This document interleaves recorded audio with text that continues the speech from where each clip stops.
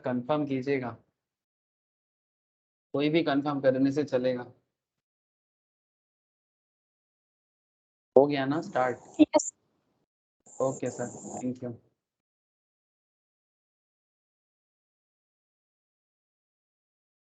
Okay, मेरा sound सबको clear है ना सर? आप सबको मेरा आवाज क्लियर है सबको? है sir. Yes sir. Okay sir, ठीक है। ओके सर, चलो तो फिर लॉ का क्लास है, लॉ स्टार्ट किया जाए, बिजनेस लॉ। और ये क्लास हम लोग बिजनेस लॉ में क्या पढ़ते हैं सर? कॉन्ट्रैक्ट एक्ट पढ़ते हैं, मतलब अभी चल रहा है। बिजनेस लॉ के अंदर बहुत सारा लॉ होता है सर, जिसमें कॉन्ट्रैक्ट सबसे बेसिक माना जाता है। मतलब कॉन्ट्रैक्ट बिना तो लॉ आधा अधूरा है। ऐसे ये फर्स्ट क्लास तो नहीं है, तो जिन लोगों का ये फर्स्ट लेक्चर्स है लाइव, लाइक शुभजीत, पॉल, ठीक है, सभी को बोल रहा हूँ, अगर इसके पहले जो भी मैंने बेसिक्स कॉन्ट्रैक्ट में कराया, आप लोग एक बार ज़रूर देख लीजिएगा। अगर किसी का बेसिक्स ऑफ कॉन्ट्रैक्ट मिस है तो मैं शेयर कर दूंगा सर, आज ही शेयर कर दूंगा। अगर किसी का मिस है तो एक बार आप लोग basics of contract of classes अभी एक बार देख लो, फिर बाद में जब मैं रिवीजन कराऊंगा तब और एक बार फिर से कर लेना, डबल डबल हो जाएगा, नो इशू। अच्छा सर, तो क्या समझने में दिक्कत होगा? समझने में दिक्कत होगा? नहीं सर, दिक्कत नहीं होगा, क्योंकि क्योंकि बिजनेस लॉ है और business is very common sense, ठीक है।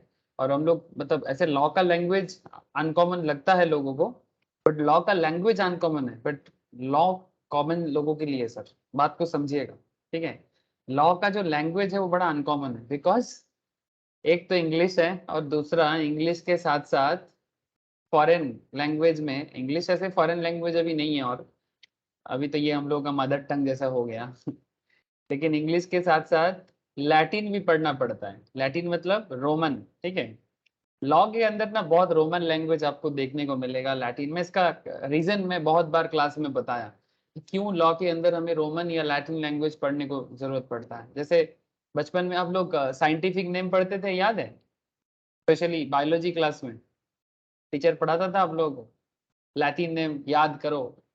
हाँ, लैटिन नेम याद करो, जैसे कभी एनिमल्स का, कभी ट्रीज का, कभी किसी भी चीज का नॉर्मली।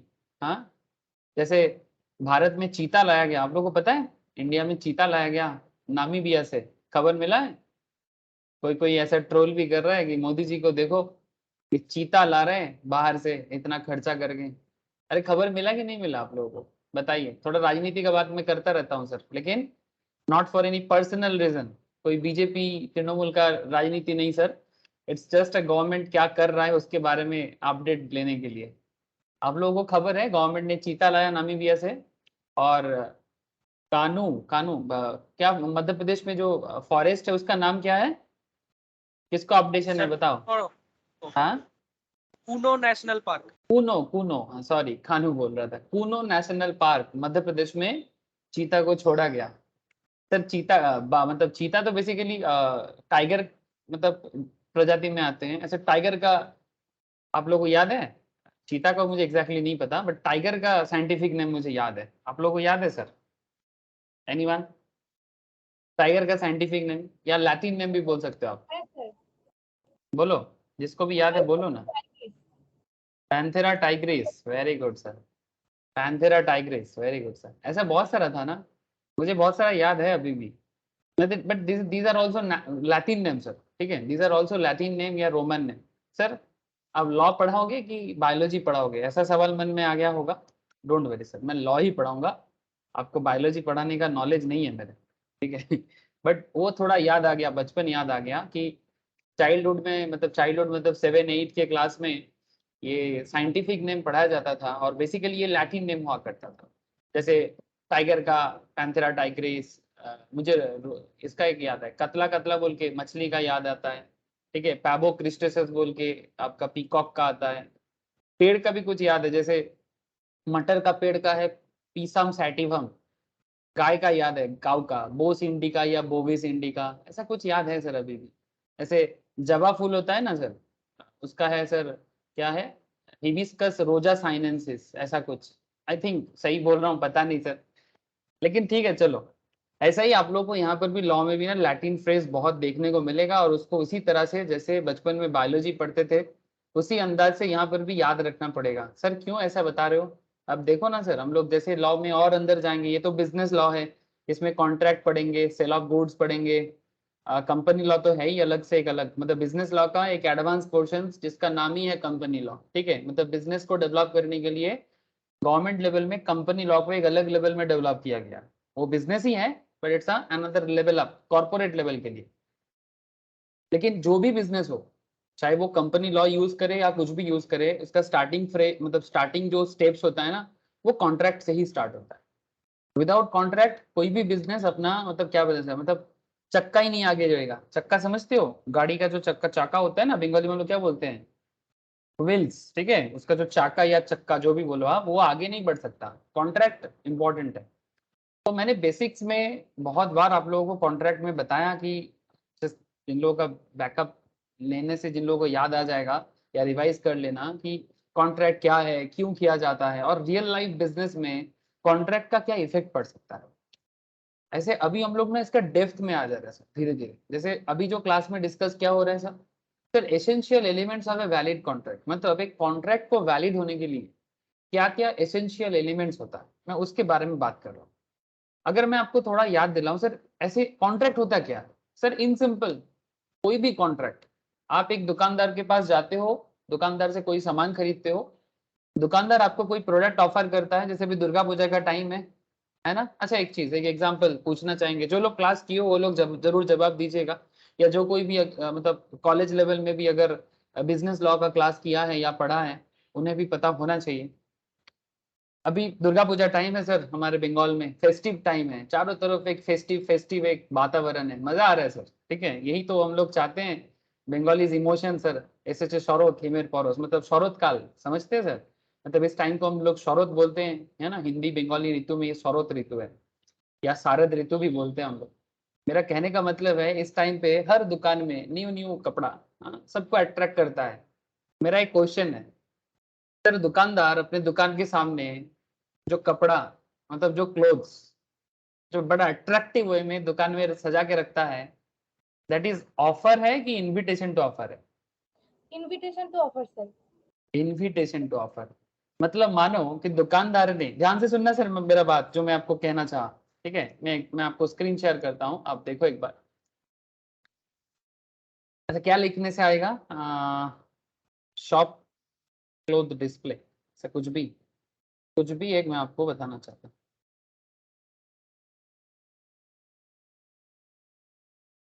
जस्ट एक इमेज चाहिए मुझे, और कुछ नहीं चाहिए। ऐसा नहीं सर, हाँ चलो चलेगा। मानो कि ये टी शर्ट दुकानदार ने डिस्प्ले करके रखा, अपने पुतला को पहना के रखा। ठीक है, दुकान में जो पुतला होता है ना, उसमें पहना के रखा, और आप जाते हो साइड से, और आप देखते हो भाई टी शर्ट बड़ा अच्छा लग रहा है, जीन्स के साथ बड़ा अच्छा लगेगा, दुर्गा पूजा में पैंडल हॉपिंग में बड़ा मजा आएगा। ध्यान से सुनना सर बात को मेरा, मैं बीच बीच में स्टोरी करता रहता हूँ, लेकिन पॉइंट रहता है इसमें। ठीक है, केस स्टडीज रहता है इसके अंदर, तो प्लीज ऐसा नहीं कि सर तो अभी गप्पे मार रहे हैं, ऐसा नहीं है सर। गप्पे मारता भी हूँ तो गप्पे के पीछे, मतलब स्टोरी के पीछे कुछ रीजन होता है। So don't ignore my story. Okay, ये लाल टी शर्ट किसको पसंद है, जल्दी बोलो। मेरे को तो बड़ा पसंद आया सर, आपको अच्छा नहीं लगेगा, आपका एज बढ़ गया है, ऐसा है क्या? पता नहीं सर, आजकल बूढ़ा तो सबको ही हो जाता है, मैं भी हो रहा हूँ बूढ़ा। लेकिन मुझे बताइए, रेड टी शर्ट आप लोगों में से किसको पसंद है, जल्दी बताओ। अरे कोई तो बताओ सर, किसी को तो पसंद आया या किसी को नहीं पसंद आया? हाँ, किसी को नहीं पसंद आया? अच्छा चलो सर, मुझे पसंद है। हाँ सर। पसंद आया ओके सर, चलो ठीक है। तो मानो कि ये टी शर्ट आपको पसंद आया, आप दुकान में जाते हो, दुकानदार इसको ना सजा के रखा था, मतलब थोड़ा डिस्प्ले करके रखा था। ठीक है, टी शर्ट डिस्प्ले, थोड़ा सा इमेज वाला चाहिए था मुझे, नहीं मिला। पता नहीं गूगल मेरा बात ही नहीं समझ पाया। सर आप गूगल को ठीक से पूछ नहीं रहे हो, इसीलिए गूगल भी आपको नहीं बता रहा। हाँ मानो ये एडवर्टाइजमेंट, क्या गजब का एडवर्टाइजमेंट किया है, अच्छा लगा देख के। मानो कि ये जो टी शर्ट डिस्प्ले किया है, आप दुकान में पहुंचते हो, दुकानदार आपको ऑफर कर रहा है, but this is not exactly offer. दुकान में ये मानो कि इस टी शर्ट का दाम लगा के रखता है, कितना बोलूं सर, से फॉर एग्जाम्पल 500 रुपीज, ठीक है। ऐसे तो 500 होता नहीं है, कैसा लिखता है दुकानदार? टी शर्ट का दाम कैसे लिखता है? 499। देखा आप लोगों ने कभी? हाँ, आप किसी भी शॉप में जाके कभी भी ऐसा नहीं देखोगे कि 500 600 ऐसा दाम नहीं लिखा रहता। कैसा लिखा रहता है सर? 499। मैं सही बोल रहा हूँ sir? Hello, am I right sir? मुझे बताइएगा। 499 599 ऐसे लिखा रहता है ना? आप लोगों का भी ऑब्जर्वेशन जरूर होगा, ऐसा नहीं कि मेरा अकेला का ऑब्जर्वेशन है, ठीक है। तो 499 का टी शर्ट है, लेकिन वो आप बाहर से देख रहे थे 499, लेकिन आप जैसे दुकान में गए, दुकानदार बोल रहे नहीं नहीं वो 499 ऑफर चल रहा था, अभी ऑफर नहीं है, मतलब वो स्पेशल ऑफर था, अभी अभी ये फिर 599 है इसका दाम है। या फिर ऐसा बोला था, आपने बाहर से देखा कि buy two get one free, आपने बाहर से देखा लिखा हुआ है, बट जैसे आप अंदर जाके पूछते हो दुकान के अंदर, तो दुकानदार बोलते हैं नहीं वो बाई टू गेट वन अभी नहीं चल रहा है। माई क्वेश्चन इज दैट, क्या शॉप का ओनर आपको ऐसा बोल सकता है? मतलब आपने बाहर से देखा डिस्प्ले में लिखा है buy two get one free, लेकिन जैसे आप अंदर गए, आप दुकानदार को पूछ रहे दादा ये बाई वन गेट वन ही है ना, तो दुकानदार आपको बोलते हैं नहीं दादा इसका ऑफर खत्म हो गया, अभी नहीं मिल रहा है। क्या आप दुकानदार पे केस कर सकते हो? Hello, no sir. क्यों नहीं कर सकते? रीजन क्या है? What is the reason? क्यों नहीं केस कर सकते? दुकानदार ने डिस्प्ले करके रखा, आपने जाके पूछा, आपने जाके पूछा कि दादा आपने तो by one get one display लगा के रखा था, तो मुझे भी बाई वन गेट वन देना पड़ेगा आपको, तो फिर आपने by one get one display क्यों किया? अगर देना नहीं है, just like this, just like this, आपने बाहर से देखा तभी आपने दुकान में एंटर किया। ऐसे ही एक चीज मुझे बताइए, क्या ये सब चीज अट्रैक्ट करता है ना कस्टमर को दुकान में एंटर करने से, करने के लिए? मतलब क्या आपको अट्रैक्ट करता है ना कि चलो यहाँ पर बाई वन गेट टू मिलते हैं, चलो देख के आते क्या मिल रहा है, हमें राइट सर? है ना? ऐसा जरूर होता है। लेकिन जैसे ही आप दुकान में घुसते हो, ठीक है, अब जैसे ही उसको देखते हो, फिर अचानक आके कोई आके इसको हटा के लेके जाता है, ठीक है, या फिर आप जब भी पूछने जाते हो तो वो बंदा बोलता है नहीं दादा इसमें ऑफर खत्म हो गया है, आप डेट देख सकते हो कल तक था। तो आप बोलते हो दादा आज भी करवा दो, तो बोलते हैं नहीं दादा खत्म हो गया, ये तो डिपार्टमेंट का बात है, मैनेजमेंट का बात है, हम क्या बोल सकते हैं, हम तो सेल्समैन है। क्वेश्चन इज दैट आप दुकानदार पे केस नहीं कर सकते, आप शॉपिंग मॉल वाले पे या बिग बाजार हो, पैंटालून्स हो, बिग बाजार तो भाई नहीं रहा, ठीक है, बिग बाजार खत्म हो गया, बिजनेस अभी बंद हो गया बिग बाजार का सर, ठीक है, केस चल रहा है कोर्ट में, इसके बारे में मैं बताता रहता हूँ हर क्लास में। ऐसे बिग बाजार बड़ा ही हायर मिडिल क्लास का बड़ा ही पसंदीदा शॉपिंग डेस्टिनेशन था सर लास्ट 15 साल से, for the last 15 years, from 2004 से लेके 2022 आवर डियरेस्ट बिग बाजार अभी नहीं है। मिडिल क्लास का जान था बिग बाजार, अभी नहीं है, ठीक है। लेकिन जो भी हो, बाई टू गेट वन लिखा है, बट दुकान में आप जाते हो, दुकानदार बोलता है कि नहीं हम नहीं देंगे आपको, तो आपने बोलेगा, आप क्या बोलते हो? कॉन्ट्रैक्ट एक्ट के हिसाब से बोलते हो नहीं दादा ये तो आपका ऑफर है। अब कॉन्ट्रैक्ट एक्ट क्या बोलता है, मैंने आपको स्टोरी में क्यों लेके आ गया, देखो कॉन्ट्रैक्ट एक्ट हमें ये सिखाता है कि भाई कोई मुझे ऑफर करेगा, जैसे दुकानदार मुझे ऑफर कर रहा है, मैं जाके इसको एक्सेप्ट करता हूँ, तो अगर दुकानदार का ऑफर मैंने एक्सेप्ट कर लिया, तो मेरे और दुकानदार के बीच में क्या बन गया सर? मेरे और दुकानदार के बीच में एग्रीमेंट बन गया। अब इसको जैसे ही मैंने दुकान में बिल भरा ना, मानो कि एक टी शर्ट 599, लेकिन अगर बाई वन गेट टू या गेट वन है, तो 599 पे और दो मिलेगा मुझे, बाई वन गेट टू बोल रहा है तो 599 प्लस टू, ठीक है, मतलब बेसिकली 599 में मुझे 3 टी शर्ट मिलने वाला है, अगर ये ऑफर वैलिड रहा तो। If this offer is valid till date, तो मुझे 599 में एक्चुअली 3 टी शर्ट मिलने वाला था।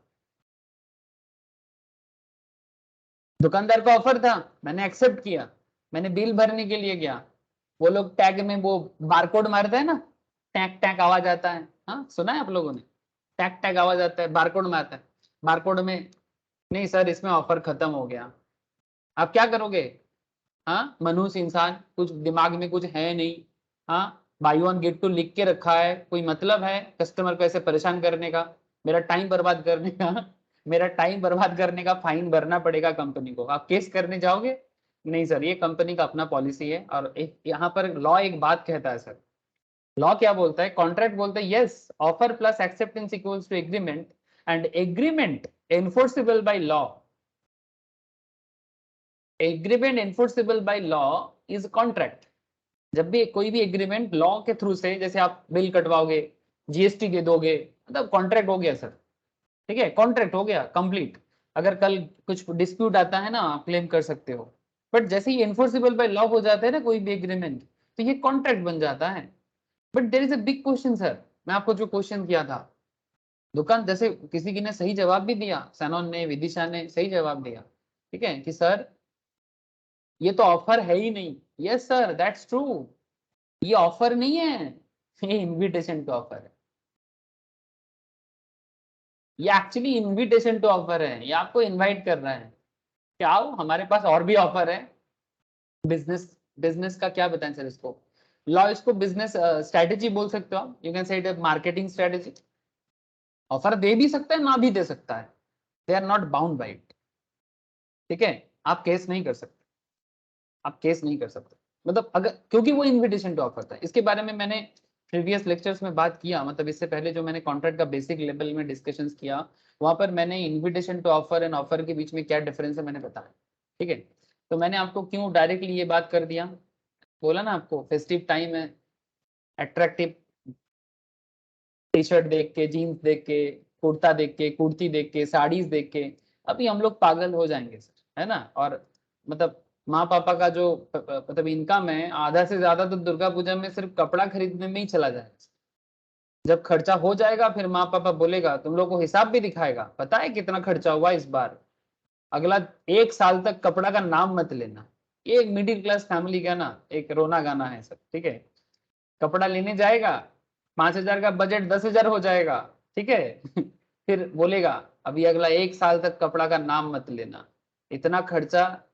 हाँ, तुम लोगों को कोई अक्ल नहीं है। पापा से भी सुनना पड़ता है, माँ से भी सुनना पड़ता है, मतलब मेरे को भी एक टाइम पे सुनना पड़ता था। आई होप कि आप लोगों को भी सुनना पड़ा है या पढ़ते हैं, ठीक है। तो मैंने बस अपना एक्सपीरियंस शेयर किया, या फिर हो सकता है आप लोग जो चाहते हो मिल जाता है, मुझे तो नहीं मिलता था सर। जो भी हो भाई, क्वेश्चन कॉन्सेप्ट समझ में आ रहा है ना सर, कि कॉन्ट्रैक्ट है, कॉन्ट्रैक्ट का बेसिक मतलब क्या, एक बंदा ऑफर करता है, दूसरा बंदा एक्सेप्ट करता है, ठीक है। ये कॉन्ट्रैक्ट का बेसिक कॉन्सेप्ट है। ऑफर प्लस एक्सेप्टेंस बनता है तो एग्रीमेंट बनता है। और जब भी एग्रीमेंट को हम लोग लॉ के थ्रू से बांध देते हैं, कोर्ट पेपर से या कोई सेल बिल से, कोई इनवॉइस से, है ना, तो एग्रीमेंट जब एनफोर्सेबल बाय लॉ हो जाता है तो उसे हम लोग कॉन्ट्रैक्ट बोलते हैं, ठीक है। एनफोर्सेबल बाय लॉ हो जाता है तो कॉन्ट्रैक्ट, जैसे मानो कि कोई बंदा, मैं रेंट का एग्जांपल बहुत लेता हूँ आप लोगों के साथ, कोई घर पे भाड़ा लेने के लिए आता है, आप उनके साथ एग्रीमेंट बनाते हो 11 महीने का, 22 महीने का, 33 महीने का, फिर वो आपका रेंट देता है और आप उसको रहने देते हो, तो आपके बीच में एग्रीमेंट होता है। अब उस एग्रीमेंट को अगर आप कोर्ट पेपर में नोटरी करके लाते हो, कोर्ट पेपर में गवर्नमेंट के घर में अगर आप टैक्स जमा करके स्टैम्प ड्यूटी भरते हो, तो वो एक कॉन्ट्रैक्ट बन जाता है, ठीक है। अगर फ्यूचर में कोई डिस्प्यूट हुआ, अगर टेनेंट ने रेंट नहीं दिया या फिर लैंड ओनर ने टेनेंट को अपने लैंड से हटा रहा है जबरदस्ती, तो वो एग्रीमेंट काम आता है, वो लॉ का पेपर, वो जो पेपर है ना कॉन्ट्रैक्ट का पेपर, वो काम आता है सब।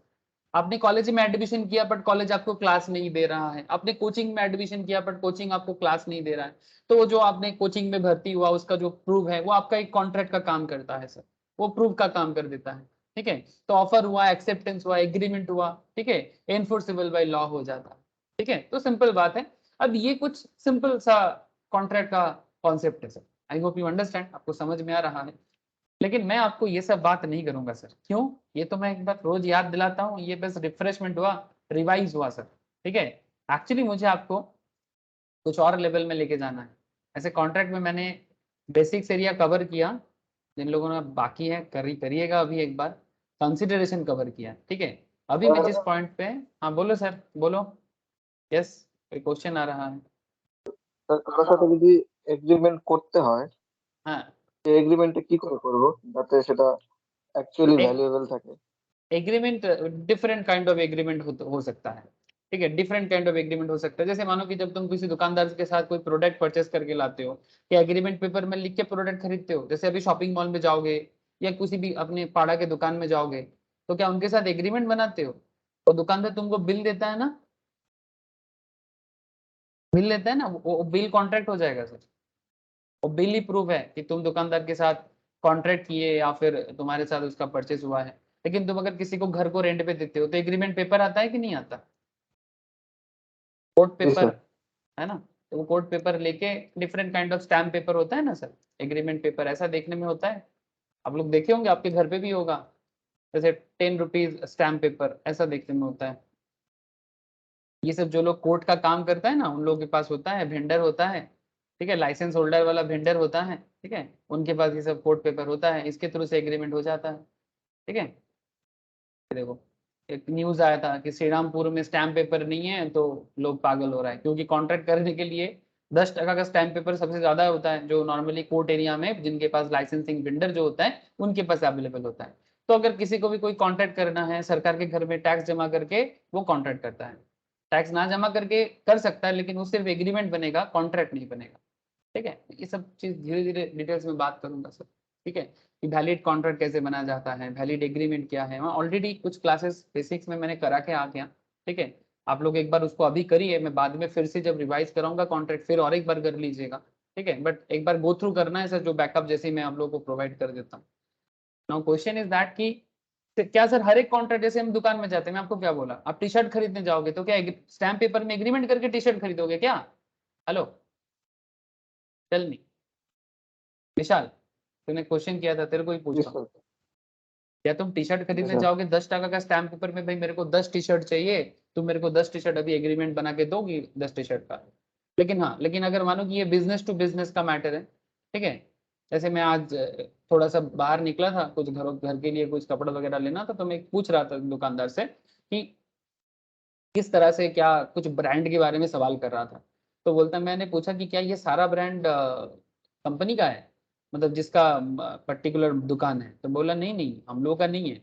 मैं बोला तो फिर किसका है? बोले कुछ ब्रांड हम लोग का इन हाउस है जिसको हम लोग परचेस कर लिए, और कुछ ब्रांड ऐसा है जिनके साथ हम लोग का रेंट एग्रीमेंट चलता है, जिनके साथ हम लोग का रेंट एग्रीमेंट चलता है। यानी वो कैसा, मतलब वो अपना कपड़ा भाड़े पे दे देता है। जैसे एक ब्रांड के बारे में मैं पूछ रहा था उनसे, आप लोग देखो जो जो भी मैंने बात किया मैं आपसे बात कर लेता हूँ। ब्रांड का नाम आप लोग जानते हो, ये यूएस पोलो का नाम तो सुने होंगे आप लोग, यूएस पोलो, है ना, टी शर्ट्स के ब्रांड पे बड़ा फेमस है ना, यूएस पोलो।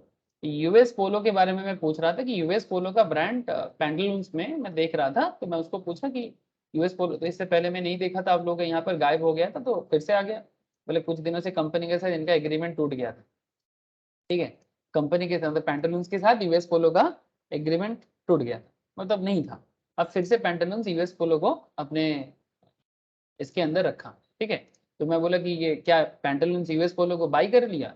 बोले नहीं नहीं रेंट पे चलता है। बोले रेंट पे मतलब यूएस पोलो क्या करता है, यूएस पोलो अपना टी शर्ट पैंटलून्स पे रेंट पे दे दिया कि भाई आप भाड़ा देते रहो, अपने हिसाब से बेचते रहो, मतलब रेंट पे एग्रीमेंट। आप समझ रहे हो, कंपनी को रेंट पे दे दिया कि जो प्रोडक्ट सेल होगा उसका एक मार्जिन या रेंट के हिसाब से एनुअल भाड़ा देता रहेगा। किसको? यूएस पोलो को। कौन देगा? पैंटलून्स देगा।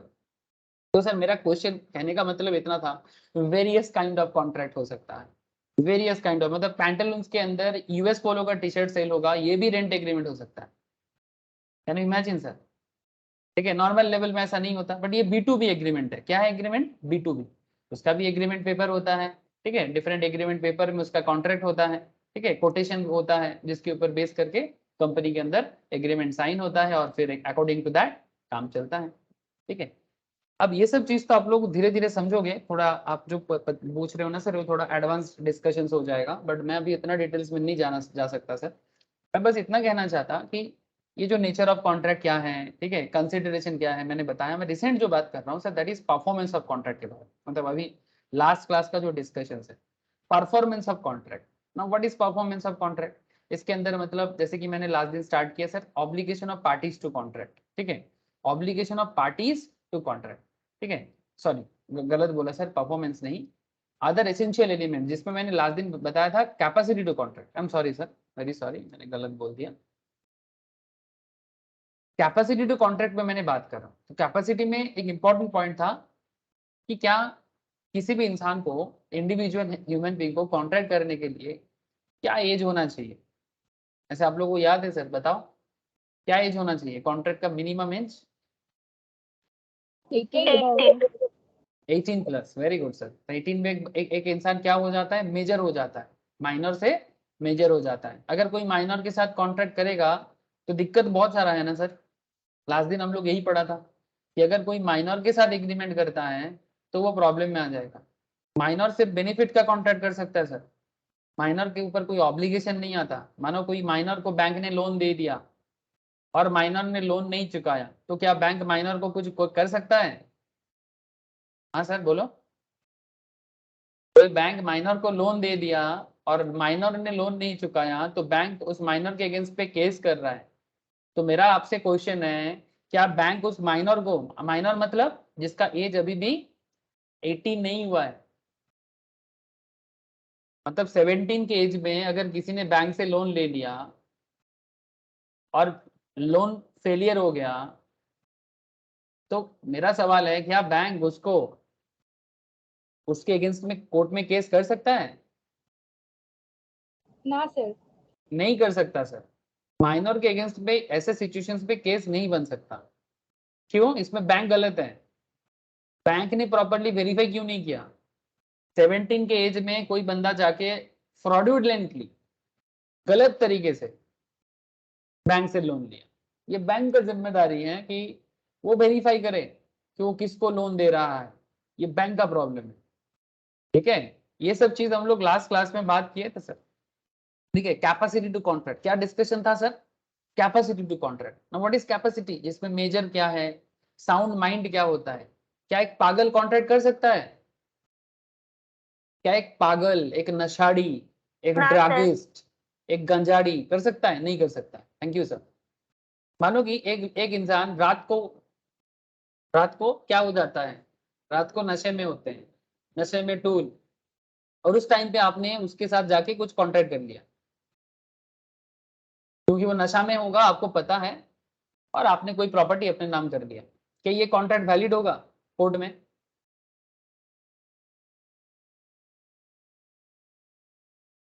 सर वो पागल नहीं है, वो पियक्कड़ है, माताल। बंगाली में लोग बोलते हैं ना माताल। माताल इन द सेंस पियक्कड़ इंसान को माताल कहा जाता है बंगाली में, ठीक है। मतलब जो एकदम रात को इतना पी लेता है। क्या पीता है? अल्कोहलिक रे बाबा, ड्रग्स का नशा करता है, कुछ भी नशा करके वो टूल हो जाता है। वो रात को नॉर्मल दिमाग में नहीं रहता, साउंड माइंड में नहीं रहता। आपने रात को उसके साथ कॉन्टेक्ट कर लिया, प्रॉपर्टी ट्रांसफर कर लिया, सुबह को उसको पता चला तो कोर्ट में जाके केस कर दिया। तो कोर्ट बोले नहीं आप तो सही हो, मतलब वो बोलेगा नहीं मैं किसी पागल से तो कॉन्ट्रैक्ट नहीं किया, वो तो एकदम ठीक ठाक है। तो कोर्ट उसको देखेगा, कोर्ट के पास सारा चीज प्रूव करने का तरीका है सर, है ना। नार्कोटिक टेस्ट वगैरह वगैरह अलग अलग टेस्ट है, अल्कोहलिक टेस्ट करके पता चल जाएगा कि ये बंदा अल्कोहल लेता है कि नहीं लेता, ठीक है। ये बंदा ड्रग लेता है कि नहीं लेता, सब पता चल जाएगा। तो आप किसी का वीकनेस का इस्तेमाल करके किसी के साथ डील नहीं कर सकते।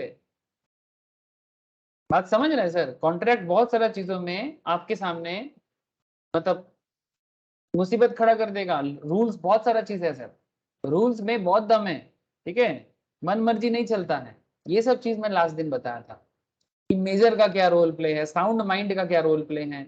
Not disqualified. अगर कोर्ट ने किसी इंसान को, अगर किसी के बारे में कोर्ट केस चल रहा है मान के चलो, या फिर कोर्ट ने किसी को बैंकरप्टेड बोल के रखा। बैंकरप्टेड मतलब इंसॉल्वेंट, दिवालिया बना के रखा किसी को, और आप किसी दिवालिया इंसान से, दिवालिया समझते हो ना हम लोग बंगाली में जिसको बोलते हैं ना, क्या बोलते हैं बंगाली में? देवलिया।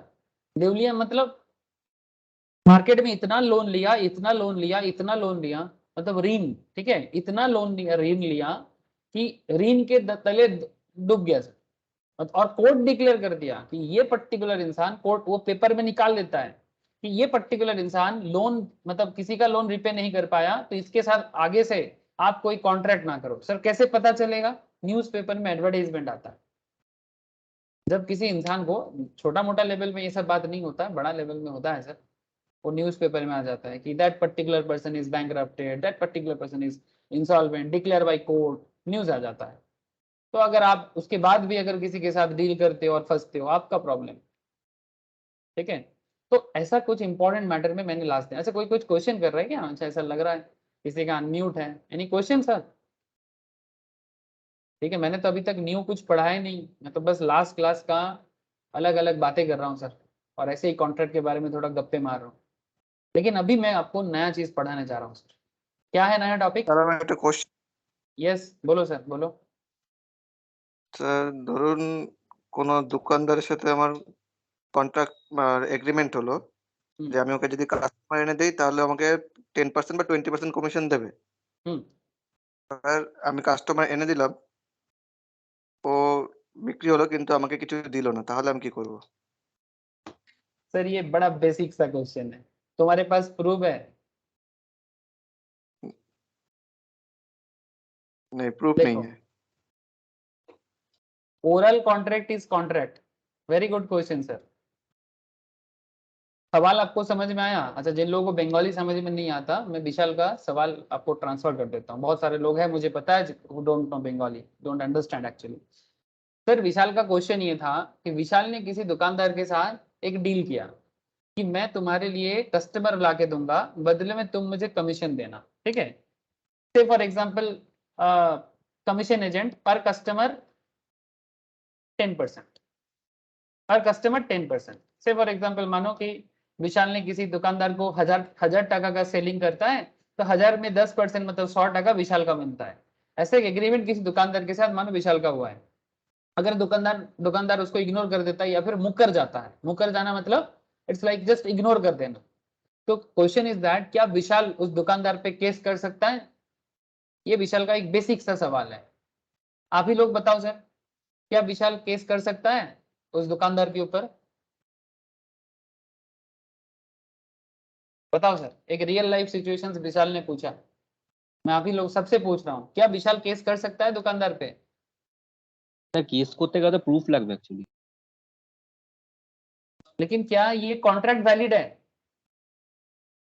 विशाल एंड शॉप ओनर का जो कॉन्ट्रैक्ट है, क्या ये कॉन्ट्रैक्ट वैलिड है? कमीशन एजेंट, विशाल बेसिकली कमीशन एजेंट का काम करता है शॉप ओनर के साथ, क्या ये कॉन्ट्रैक्ट वैलिड है? यू आर राइट शुभजीत, कि सर केस करने के लिए प्रूफ चाहिए, बट माय क्वेश्चन इज क्या कॉन्ट्रैक्ट वैलिड है? है sir. Yes sir, very good. Contract valid है सर, ये कॉन्ट्रैक्ट में कोई प्रॉब्लम नहीं है, कोई इलीगल काम तो नहीं है ये। विशाल ने सिंपल सा क्वेश्चन एक डील किया कि भाई मैं तुम्हारे लिए कस्टमर लाऊंगा, दुकानदार ने बोला हाँ, दुकानदार ने उसको वादा किया, प्रॉमिस किया, है ना? प्रॉमिसर प्रॉमिसी ये सब मैं बेसिक्स ऑफ कॉन्ट्रैक्ट में बोल के रखा सर। प्रॉमिसर कौन है, प्रॉमिसी कौन है, ठीक है? ओरल कॉन्ट्रैक्ट वैलिड है कि नहीं है? यस वैलिड है, विशाल का कॉन्ट्रैक्ट में कोई प्रॉब्लम नहीं है। लेकिन प्रॉब्लम क्या हो जाएगा? प्रॉब्लम ये हो जाएगा जब कोर्ट में जाएगा, जब कंज्यूमर फोरम में जाएगा, या फिर जब नॉर्मल कोर्ट में जाएगा बिजनेस प्रॉब्लम के लिए, ठीक है? तो वहां पर विशाल को प्रूव करना पड़ेगा कि ये मेरे साथ ब्रीच किया है। क्या किया है सर? Breach of contract. क्या किया है? ब्रीच ऑफ कॉन्ट्रैक्ट किया। ये आप लोग एक चैप्टर आएगा sir, breach of contract, contract के अंदर एक टॉपिक है कि कॉन्ट्रैक्ट ब्रीच कैसे होता है और ब्रीच के बाद आप कैसे उससे क्लेम कर सकते हो। अगर ये ओरल कॉन्ट्रैक्ट कोर्ट में जाके विशाल प्रूव कर दिया तो ठीक है, लेकिन ओरल कॉन्ट्रैक्ट प्रूव करना बहुत मुश्किल है सर। आप समझ रहे हो ना? ओरल कॉन्ट्रैक्ट में कोई डॉक्यूमेंट्स नहीं है ना।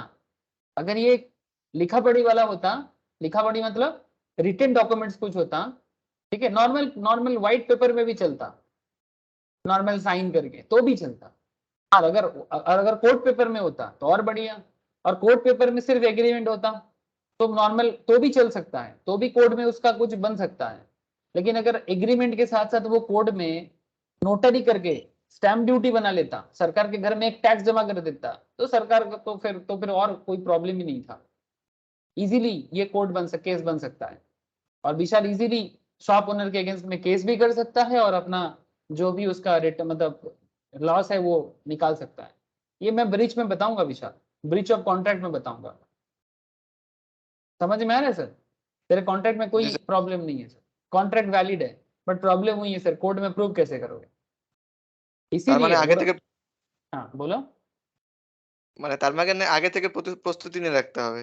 यस एग्जैक्टली, हर चीज का अगर देखो बिजनेस डील हमेशा ओरली, मतलब सिर्फ क्या है ना, मतलब ये ओरल कॉन्सेप्ट में आजकल तो नहीं चल सकता, राम राज्य नहीं है सर, ये राम राज्य बोलने से आप लोग ना मतलब ऐसा नहीं समझने कोई धर्म का बात चल रहा है।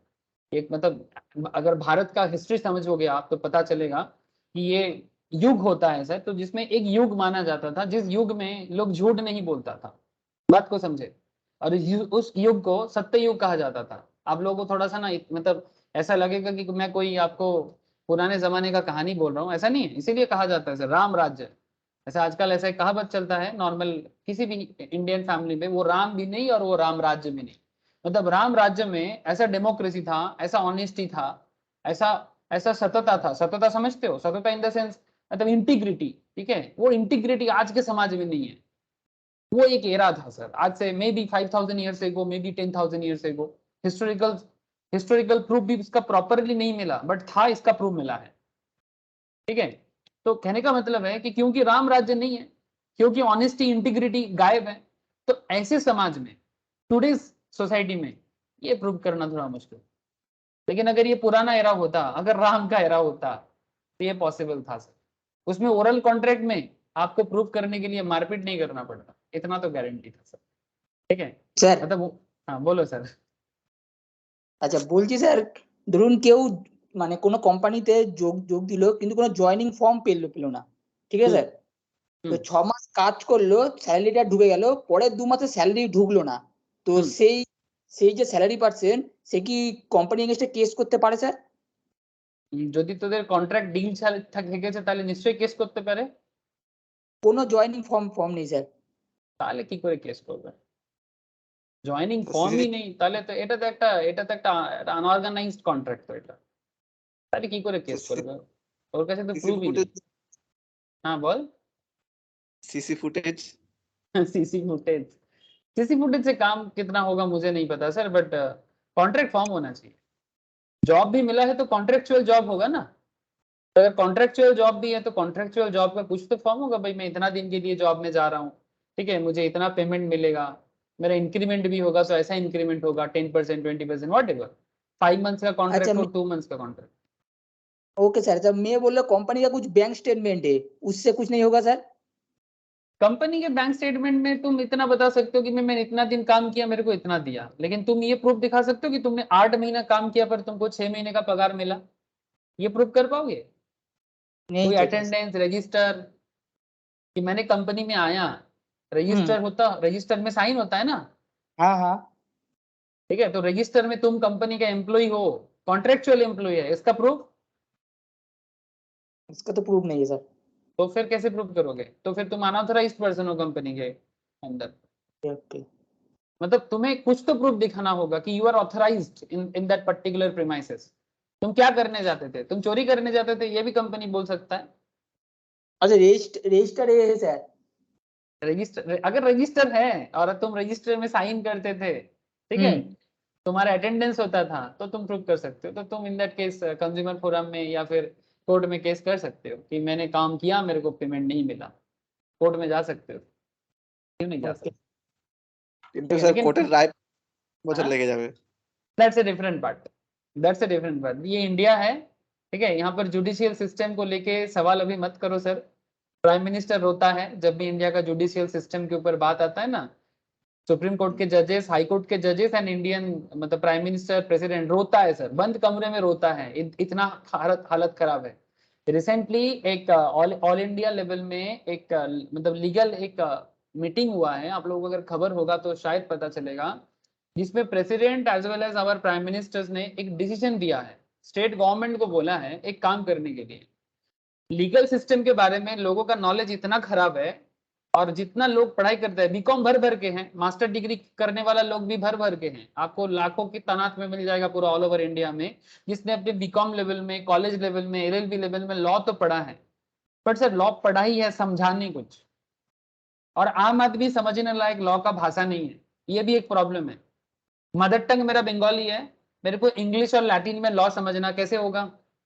मदर टंग मेरा हिंदी है, उड़िया है, मैं कैसे समझूंगा? तो दे डिसाइडेड कि एटलीस्ट कुछ basic law like contract act, like general law का कुछ पार्ट, लाइक संविधान, कॉन्स्टिट्यूशंस, इसको सिंपल भाषा में, साधारण भाषा में पब्लिश किया जाए और उसको स्कूल में, कॉलेज में पढ़ाया जाए अपने अपने लैंग्वेज में। क्योंकि ये जरूरी है। जब तक लॉ के बारे में लोगों के अंदर कॉन्शियसनेस नहीं क्रिएट होगा, लोग लॉ के बारे में जानेगा नहीं, समझेगा नहीं, और अगर अपना ओन लैंग्वेज अगर उसमें नहीं रहेगा तो फिर वो लॉ नहीं समझ पाएगा। और ज्यादातर केस में बीकॉम में भी लॉ होता है, लॉ पढ़ता है बीकॉम में, लेकिन सब क्या बताता है, थ्योरी है। अब जब प्रोफेशनल्स में आते हैं, जब चार्टर्ड करते हैं, सीएस करते हैं, तब दांत तोड़ जाता है। एलएलबी करता है, मतलब एलएलबी अगर नॉर्मल अच्छा कॉलेज से, कोई गवर्नमेंट कॉलेज जहां पर क्लैड देके एलएलबी के लिए जा रहा है, ऐसा ऐसा एलएलबी, वो आजकल सर वो पैसा देके भी एलएलबी मिलता है, वो एलएलबी नहीं सर, ठीक है। अब यही प्रॉब्लम है सर, हमारे देश का यही दुर्भाग्य है। पढ़ाई हम लोग करते हैं डिग्री के लिए, समझने के लिए, कितना लोग पढ़ते हैं सर, और जब तक ये सिस्टम 130-140 करोड़ पॉपुलेशन के लिए सफिशिएंट नहीं हो जाता है ना, तब तक इसको भरपाई करना मुश्किल है। कोशिश चल रहा है, आई डोंट नो, स्टेट को भी करना होगा सर, सेंट्रल का अकेला का बस का बात नहीं है। जो भी हो, चलो अभी स्टेट सेंट्रल के बारे में बात करके समय नहीं निकालना है, बहुत सारा चीज बताना है आप लोगों को। आगे बढ़े सर, फ्री कंसेंट समझाना है, फ्री कंसेंट समझाना है, बहुत जरूरी चीजें हैं, and it's a very popular in our day to day life. Sir किसी का अनम्यूट है, कोई क्वेश्चन है क्या, मुझे ऐसा लग रहा है, बोलो। अच्छा ठीक है चलो, तो फ्री कंसेंट क्या है sir? Free consent essential elements of a valid contract. एक कॉन्ट्रैक्ट को वैलिड होने के लिए कंसेंट फ्री होना चाहिए। कंसेंट फ्री मतलब आपका ओपिनियन किसी भी जबरदस्ती तरीके से नहीं लिया जाएगा। आप अगर किसी के साथ कोई कॉन्ट्रैक्ट करते हो, आप अगर किसी के साथ कोई डील करते हो या करवाते हो, point to be noted sir, या तो आप कॉन्ट्रैक्ट का, देखो कॉन्ट्रैक्ट हमेशा दो पार्टी के बीच में होता है ना, there are always two parties. अब टू पार्टीज के बीच में कॉन्ट्रैक्ट होगा। अगर कोई भी पार्टी किसी दूसरे पार्टी के साथ जबरदस्ती करता है, जबरदस्ती मतलब जिसको लॉ की लैंग्वेज में कोर्शन कहा जाता है, अनडू इन्फ्लुएंस हो सकता है। अनडू इन्फ्लुएंस मतलब क्या बताए सर आपको, इसका एक नॉर्मल इंग्लिश क्या यूज कर सकते हैं? इट्स लाइक अनडू इन्फ्लुएंस कौन किसका ले सकता है? इमोशनली अगर आप किसी को ब्लैकमेल कर सकते हो, that is like undo influence. Emotional blackmail कौन किस पे कर सकता है? कोई अपना होगा, कोई मतलब क्या बोले सर, डोमिनेटिंग पोजीशंस पे होगा रिलेशनशिप में, फिड्यूशियरी रिलेशनशिप, मतलब there must be some good connection between those parties and one of them must be in dominant positions, one of them must be in dominant position. ऐसे cases पे undue influence चलता है। मैं समझाता हूँ, आगे बताता हूँ। फ्रॉड, किसी को धोखा देना, मिसरिप्रेजेंटेशन करके किसी के साथ कॉन्ट्रैक्ट करना, बाई मिस्टेक भी कभी कभी कॉन्ट्रैक्ट हो जाता है, ठीक है। मैं आपको वही बताने जा रहा हूं कि एक कॉन्ट्रैक्ट को वैलिड होने के लिए कभी भी ऐसा नहीं होना चाहिए, ध्यान से सुनना, हमेशा फ्री माइंड पे कॉन्ट्रैक्ट होना चाहिए, फ्री माइंड पे। Free mind is like that, Rabindranath Tagore का एक लाइन है सर, आप लोगों को पता होगा, where the mind is without fear, where the head is held high. Bengali में बड़ा अच्छा लगता है मुझे, इंग्लिश में अच्छा नहीं लगता। चित्तो जेथा भय शून्य उच्चो जेथा सिर, इसका एक हिंदीकरण भी है, ठीक है। ए आर रहमान का एक बहुत सुंदर सा गाना है, आप लोग सुनना जरूर सर, ठीक है। MTV कोक स्टूडियो में मिलेगा आपको। चित्तो जेथा भय शून्य उच्चो जेथा सिर, ज्ञान जेथा मुक्तो जेथा गृहेर प्राचीर। मुझे बहुत अच्छा लगता है, मैं बचपन में इस कविता को बार बार पढ़ता था, मतलब नहीं समझ में आता था बट बार बार पढ़ता था। तो it's like that, free consent, चित्तो जेथा भय शून्य means where the mind is without fear, and this line is very very important in this context. Rabindranath Tagore को याद कर लेना सर, हाँ टैगोर पसंद आए ना आए, बट टैगोर का लाइन पसंद करना, ठीक है। Where the mind is without fear, ऐसा कॉन्ट्रैक्ट होना चाहिए। कोई आपको डरा के धमका के ना तो बिजनेस कर सकता है, ना कोई किसी का शादी दे सकता है, ठीक है। आजकल तो लड़की लोगों से ज्यादा लड़का लोगों को डरा के शादी दिया जाता है, जानते हैं आप लोग सर, हाँ, स्पेशली पेरेंट्स, नहीं तुमको उसी लड़की से शादी करना होगा क्योंकि पैसा वाला फैमिली है। It's like that. कुछ सुन रहा हूँ आजकल सोसाइटी में, ठीक है। एक जमाना था जब लड़कियों पे फोर्स था, आज भी है, हमारा समाज इतना भी डेवलप नहीं हो गया है, ठीक है, अभी समय लगेगा, ठीक है, ये एक अलग ही समाज बन गया। गांव साइड में अभी भी लड़की लोगों को 18 नहीं होता है शादी दे देता है सर, ठीक है, मतलब ज्यादा पैसा के लालच में बाप बेटी को बेच देता है, ऐसा भी होता है, ठीक है, शादी के नाम पे बहुत सारा चीज होता है।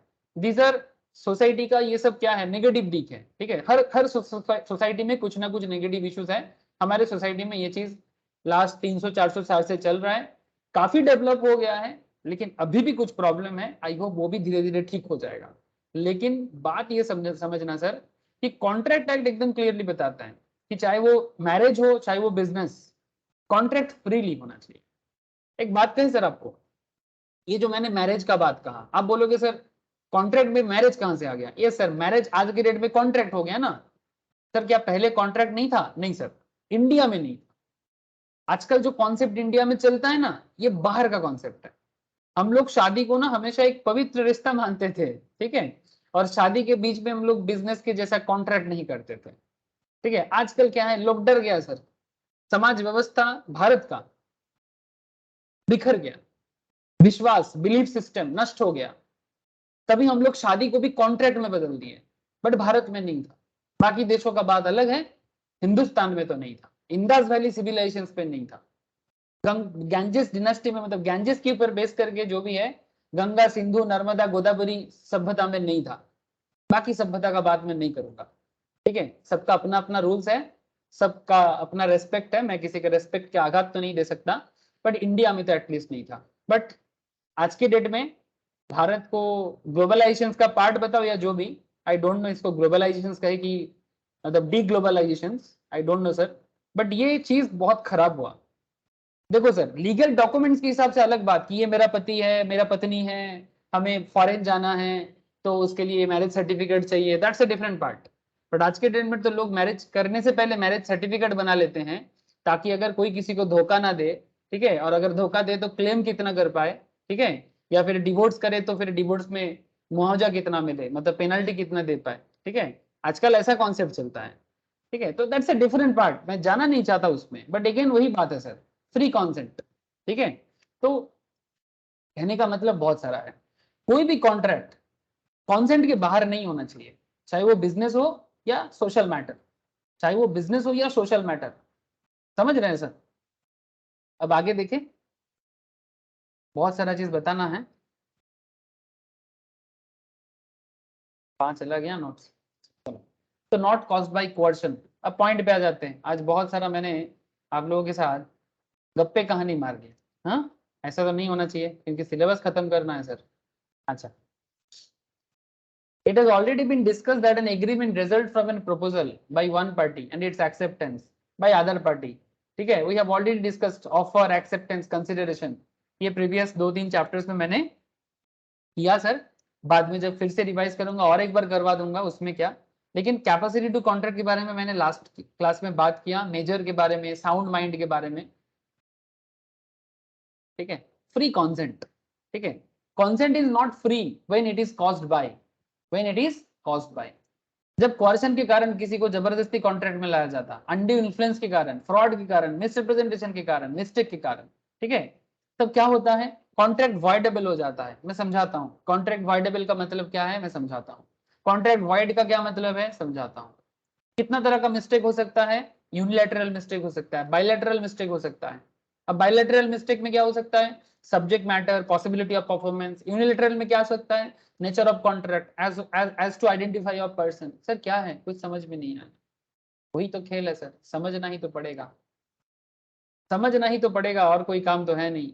चलो section 13 definition of consent, consent के बारे में लॉ क्या कहता है। अब देखो आप लोगों को थोड़ा भी खराब लगेगा क्योंकि मैं कहानी नहीं अब किताब का बात करूंगा। Section 13 definition of consent, two or more person are said to consent, two or more person are said to consent. Consent मतलब एक दूसरे का बात मान रहा है, ठीक है। कॉन्सेंट मतलब मेरा भी हाँ है या मेरा भी ना है, जो भी है, हाँ भी कॉन्सेंट हो सकता है, ना भी कॉन्सेंट हो सकता है। Two or more persons are said to consent when they agree upon the same thing in same sense. Sir ये क्या बात है, same thing in same sense, yes, same thing in same sense. जिस particular matter को लेके deal बन रहा है, उस पर्टिकुलर मैटर के बारे में दोनों पार्टी के बीच में, अगर मानो किसी पर्टिकुलर एग्रीमेंट में एक पार्टी ए है, दूसरा पार्टी बी है, ए और बी के बीच में मानो किसी मोबाइल का डील चल रहा है, मानो ए का मोबाइल बी को बेचना चाहता है। ध्यान से समझना सर, ए के पास 2 मोबाइल है, हेलो, ए के पास 2 मोबाइल है सर, ध्यान से समझना। एक है आईफोन, वो भी मोबाइल है, और दूसरा है मानो कोई रेडमी वाला, ठीक है। एक है आईफोन, दूसरा है रेडमी वाला। ए बी को बोल रहा है कि मैं तुझे अपना मोबाइल 10,000 में देना चाहता। ध्यान से सुनना, एक आईफोन है और दूसरा रेडमी है। ए बी को बोल रहे हैं कि मैं तुझे अपना फोन 10,000 में बेचना चाहता हूँ। बी भी मजा ले रहा है, अरे भाई हाँ 10,000 में अगर आईफोन मिल जाए, अगर सेकेंड हैंड में मिल जाए आईफोन, क्या चलता है अभी लेटेस्ट मॉडल क्या है सर आईफोन का? आईफोन 14 क्या बोलता है, मुझे नहीं पता, बताओ ना। आईफोन का लेटेस्ट मॉडल क्या है? 1.5 लाख के आसपास दाम होगा सर ऑब्वियसली, है ना? जो भी हो, अब बात को समझो। ए बी को बता रहा है कि भाई तुम मेरे को, मैं तुम्हें अपना मोबाइल 10,000 पे बेचना चाहता। बी भी बड़ा मजा में, हाँ हाँ क्यों नहीं बेचो। बी क्या सोच रहे हैं बोलो तो, क्या लग रहा है आप लोगों को? बी क्या सोच रहा है कि कौन सा मोबाइल बेचने वाला है, आईफोन की रेडमी? वो हाँ, वो यस क्यों बोल दिया आईफोन सोच के, लेकिन ए के दिमाग में क्या चल रहा है? रेडमी। रेडमी। ठीक है, अब जिस दिन डील पक्का होने के लिए आया ना, डील एक दिन तो आएगा ना जिस दिन डील नक्की करना है। नक्की समझते हो ना, पक्का, पाका कथा, बंगाली में क्या बोलते हैं हम लोग, पाका कथा। ठीक है, पाका कथा शादी में होता है, बिजनेस में भी हो सकता है, पाका होएगा ऐसे। पाका मतलब कॉन्ट्रैक्ट को, मतलब डील को एकदम नक्की करना है। अब डील नक्की करने के लिए ए बी के साथ जिस दिन अभी फोन लेके आया, बी ए को 10,000 दे रहा है, बी ए को 10,000 दे रहा है, और ए बी को क्या दे रहा है, आईफोन दे रहा है कि रेडमी दे रहा है? रेडमी दे रहा है। बी का क्या हुआ, बी का बत्ती गुल हो गया, है ना? बी तो आसमान से टपका और खजूर पे लटका। क्यों? क्योंकि प्रॉब्लम ये हो गया, same thing in same sense हुआ ही नहीं सर। हुआ क्या? हाँ sir, same thing same sense हुआ। क्या प्रॉब्लम हो गया? कुछ तो गड़बड़ हो गया ना, भेग, मतलब क्रिस्टल क्लियर नहीं हुआ कॉन्ट्रैक्ट, क्लैरिटी नहीं है कॉन्ट्रैक्ट। ये जो ऑफर था, ये ऑफर में क्लैरिटी नहीं था। यहाँ पर ए को बोलना चाहिए था कि भाई मैं तुम्हें अपना रेडमी फोन 10,000 में सेल करना चाहता हूँ, और बी को बोलना चाहिए था कि हाँ भाई मैं तेरा रेडमी का फोन 10,000 में बाई करना चाहता हूँ। अगर कॉन्ट्रैक्ट ऐसा होता, offer acceptance, then it will be a valid contract. But ये जिस तरह से इनके बीच में सेम थिंग सेम सेंस नहीं हो रहा है ना, ये कॉन्ट्रैक्ट वैलिड होगा ही नहीं। बात समझ में आ रहा है ना? ठीक है, तो यहाँ पर इसीलिए कंसेंट के बारे में क्या बता रहे हैं कि 2 or more persons are said to consent when they agree upon the same thing in same sense. Parties are said to have consented when they not only agreed upon the same thing but also agreed upon that thing in the same sense. Same thing must be understood as the full content of the agreement. अलग अलग case में अलग अलग हो सकता है। Consequently, when parties to a contract make some fundamental error as to the nature of the transaction, or as to the person dealt with, or as to the subject matter of the agreement, it cannot be said that they had agreed upon the same thing on same sense. ठीक है, मैं कुछ example use करूंगा अभी, आपको और clear होगा।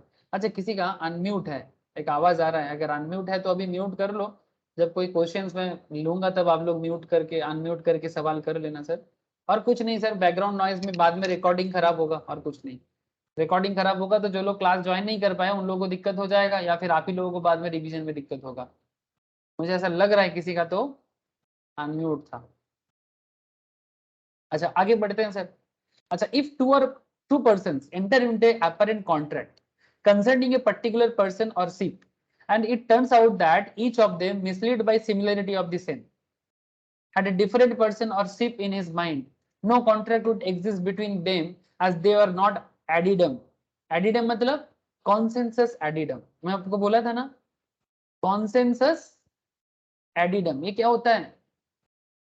वही same thing in same sense. एक इंग्लिश कम नहीं था, ऊपर से लॉ में लैटिन वर्ड्स। ठीक है, ये लैटिन वर्ड्स है, एड ईडम, इंग्लिश नहीं सर, ये लैटिन फ्रेज है। ठीक है, मतलब सेम माइंड, एडिडम का मतलब क्या, सेम माइंड। ठीक है, कॉन्सेंसस मतलब सेम थिंग में जब सेम सेंस लगता है तब उसमें कॉन्सेंसस यूज किया जाता है, जिसको हम लोग इंग्लिश में कंसेंट कहते हैं। तो same mind, again ambiguity, ambiguity English है, एम्बिग्विटी का मतलब है सर क्रिस्टल क्लियर नहीं होना चाहिए, जो बेसिकली क्लियर नहीं है उसको एम्बिगियस कहा जाता है। in the terms of the agreement or an error as the nature of any transaction as to the subject matter of an agreement may prevent the formations of any contract on the ground of absence of consent. In the case of fundamental error there is really no consent, whereas in the case of mistake there is no real consent. मैं आपको इसको example के through से समझाने का कोशिश करता हूँ, आपको समझ में आएगा कि फ्री कॉन्सेंट को लेके क्या प्रॉब्लम होता है। Definition of free consent section 14 में कहा गया है, ठीक है। Consent is said to be free when it is not caused by, ध्यान से सुनना, जब not caused by coercion, coercion मतलब मारपीट करना, डराना, धमकाना, बंदूक के नोक के नीचे लोगों को काम कराना, ठीक है, उसको कोर्शन कहते हैं, ठीक है। किसी को उड़ाने का धमकी देना, चलता है ना आजकल धमकी, बहुत खतरनाक हो गया सर। सही बात बोलने का बहुत आजकल खराब बात दिन आ गया, सही बोलोगे उड़ा दे सकता है, पता नहीं कब उड़ा दे। Coercion as defined in section 15, undue influence defined in section 16। अच्छा क्या सेक्शन याद रखना है? यस, बिकॉज आप लोग कोई नॉर्मल नहीं बन रहे हो सर, चार्टर्ड है, आप लोग चार्टर्ड अकाउंटेंट हो, कॉस्ट अकाउंटेंट हो, कंपनी सेक्रेटरी बन रहे हो, तो सेक्शन याद रखने को लेके कंजूसी मत करना, जितना ज्यादा हो सके उतना याद रखना। Coercion as defined in section 15, undue influence defined in section 16, fraud 17, misrepresentation 18, mistake subject to the provision 20, 21, 22। अब सर क्या है, बस इतना ही है क्या? अरे नहीं है, अब आपको ये सब चीज डिटेल्स में जानना है। अब coercion क्या है, सेक्शन 15 क्या बताता है coercion के बारे में? Coercion is committing or threatening to commit any act forbidden by the Indian Penal Code or the unlawful detaining or threatening to detain any property to the prejudice of any person whatever within the intention of causing any person to enter into an agreement। मतलब simple बात है, किसी को डरा के धमका के, ठीक है, जो पेनल कोड के अगेंस्ट में है। अब आपको मैं पेनल कोड एक्ट तो अभी नहीं पढ़ा सकता, पेनल कोड के बारे में मैं बताता हूँ, मुझे मौका मिलता है। CS एग्जीक्यूटिव में एक पेपर आता है सर जनरल लॉ का, उसमें पेनल कोड का थोड़ा बहुत है, ऐसे LLB करोगे तो ज्यादा पता चलेगा, ठीक है, बट थोड़ा बहुत CS को जानना पड़ता है।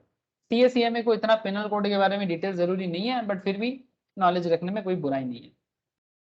So coercion is the committing और threatening to commit any act forbidden by the Indian penal code, जो पेनल कोड मना करता है, और द अनलॉफुल डिटेनिंग, किसी को जबरदस्ती अनलॉफुली डिटेन करना, थ्रेट देना, ठीक है, प्रॉपर्टी डिटेन करके रख लेना, मतलब किसी का संपत्ति आप जबरदस्ती नहीं रख सकते, ठीक है, और उसके लिए आप किसी को डराते हो, धमकाते हो, मारने का हुमकी देते हो, ठीक है, तो ये सभी चीजें मना है सर, ये सभी चीजें मना है।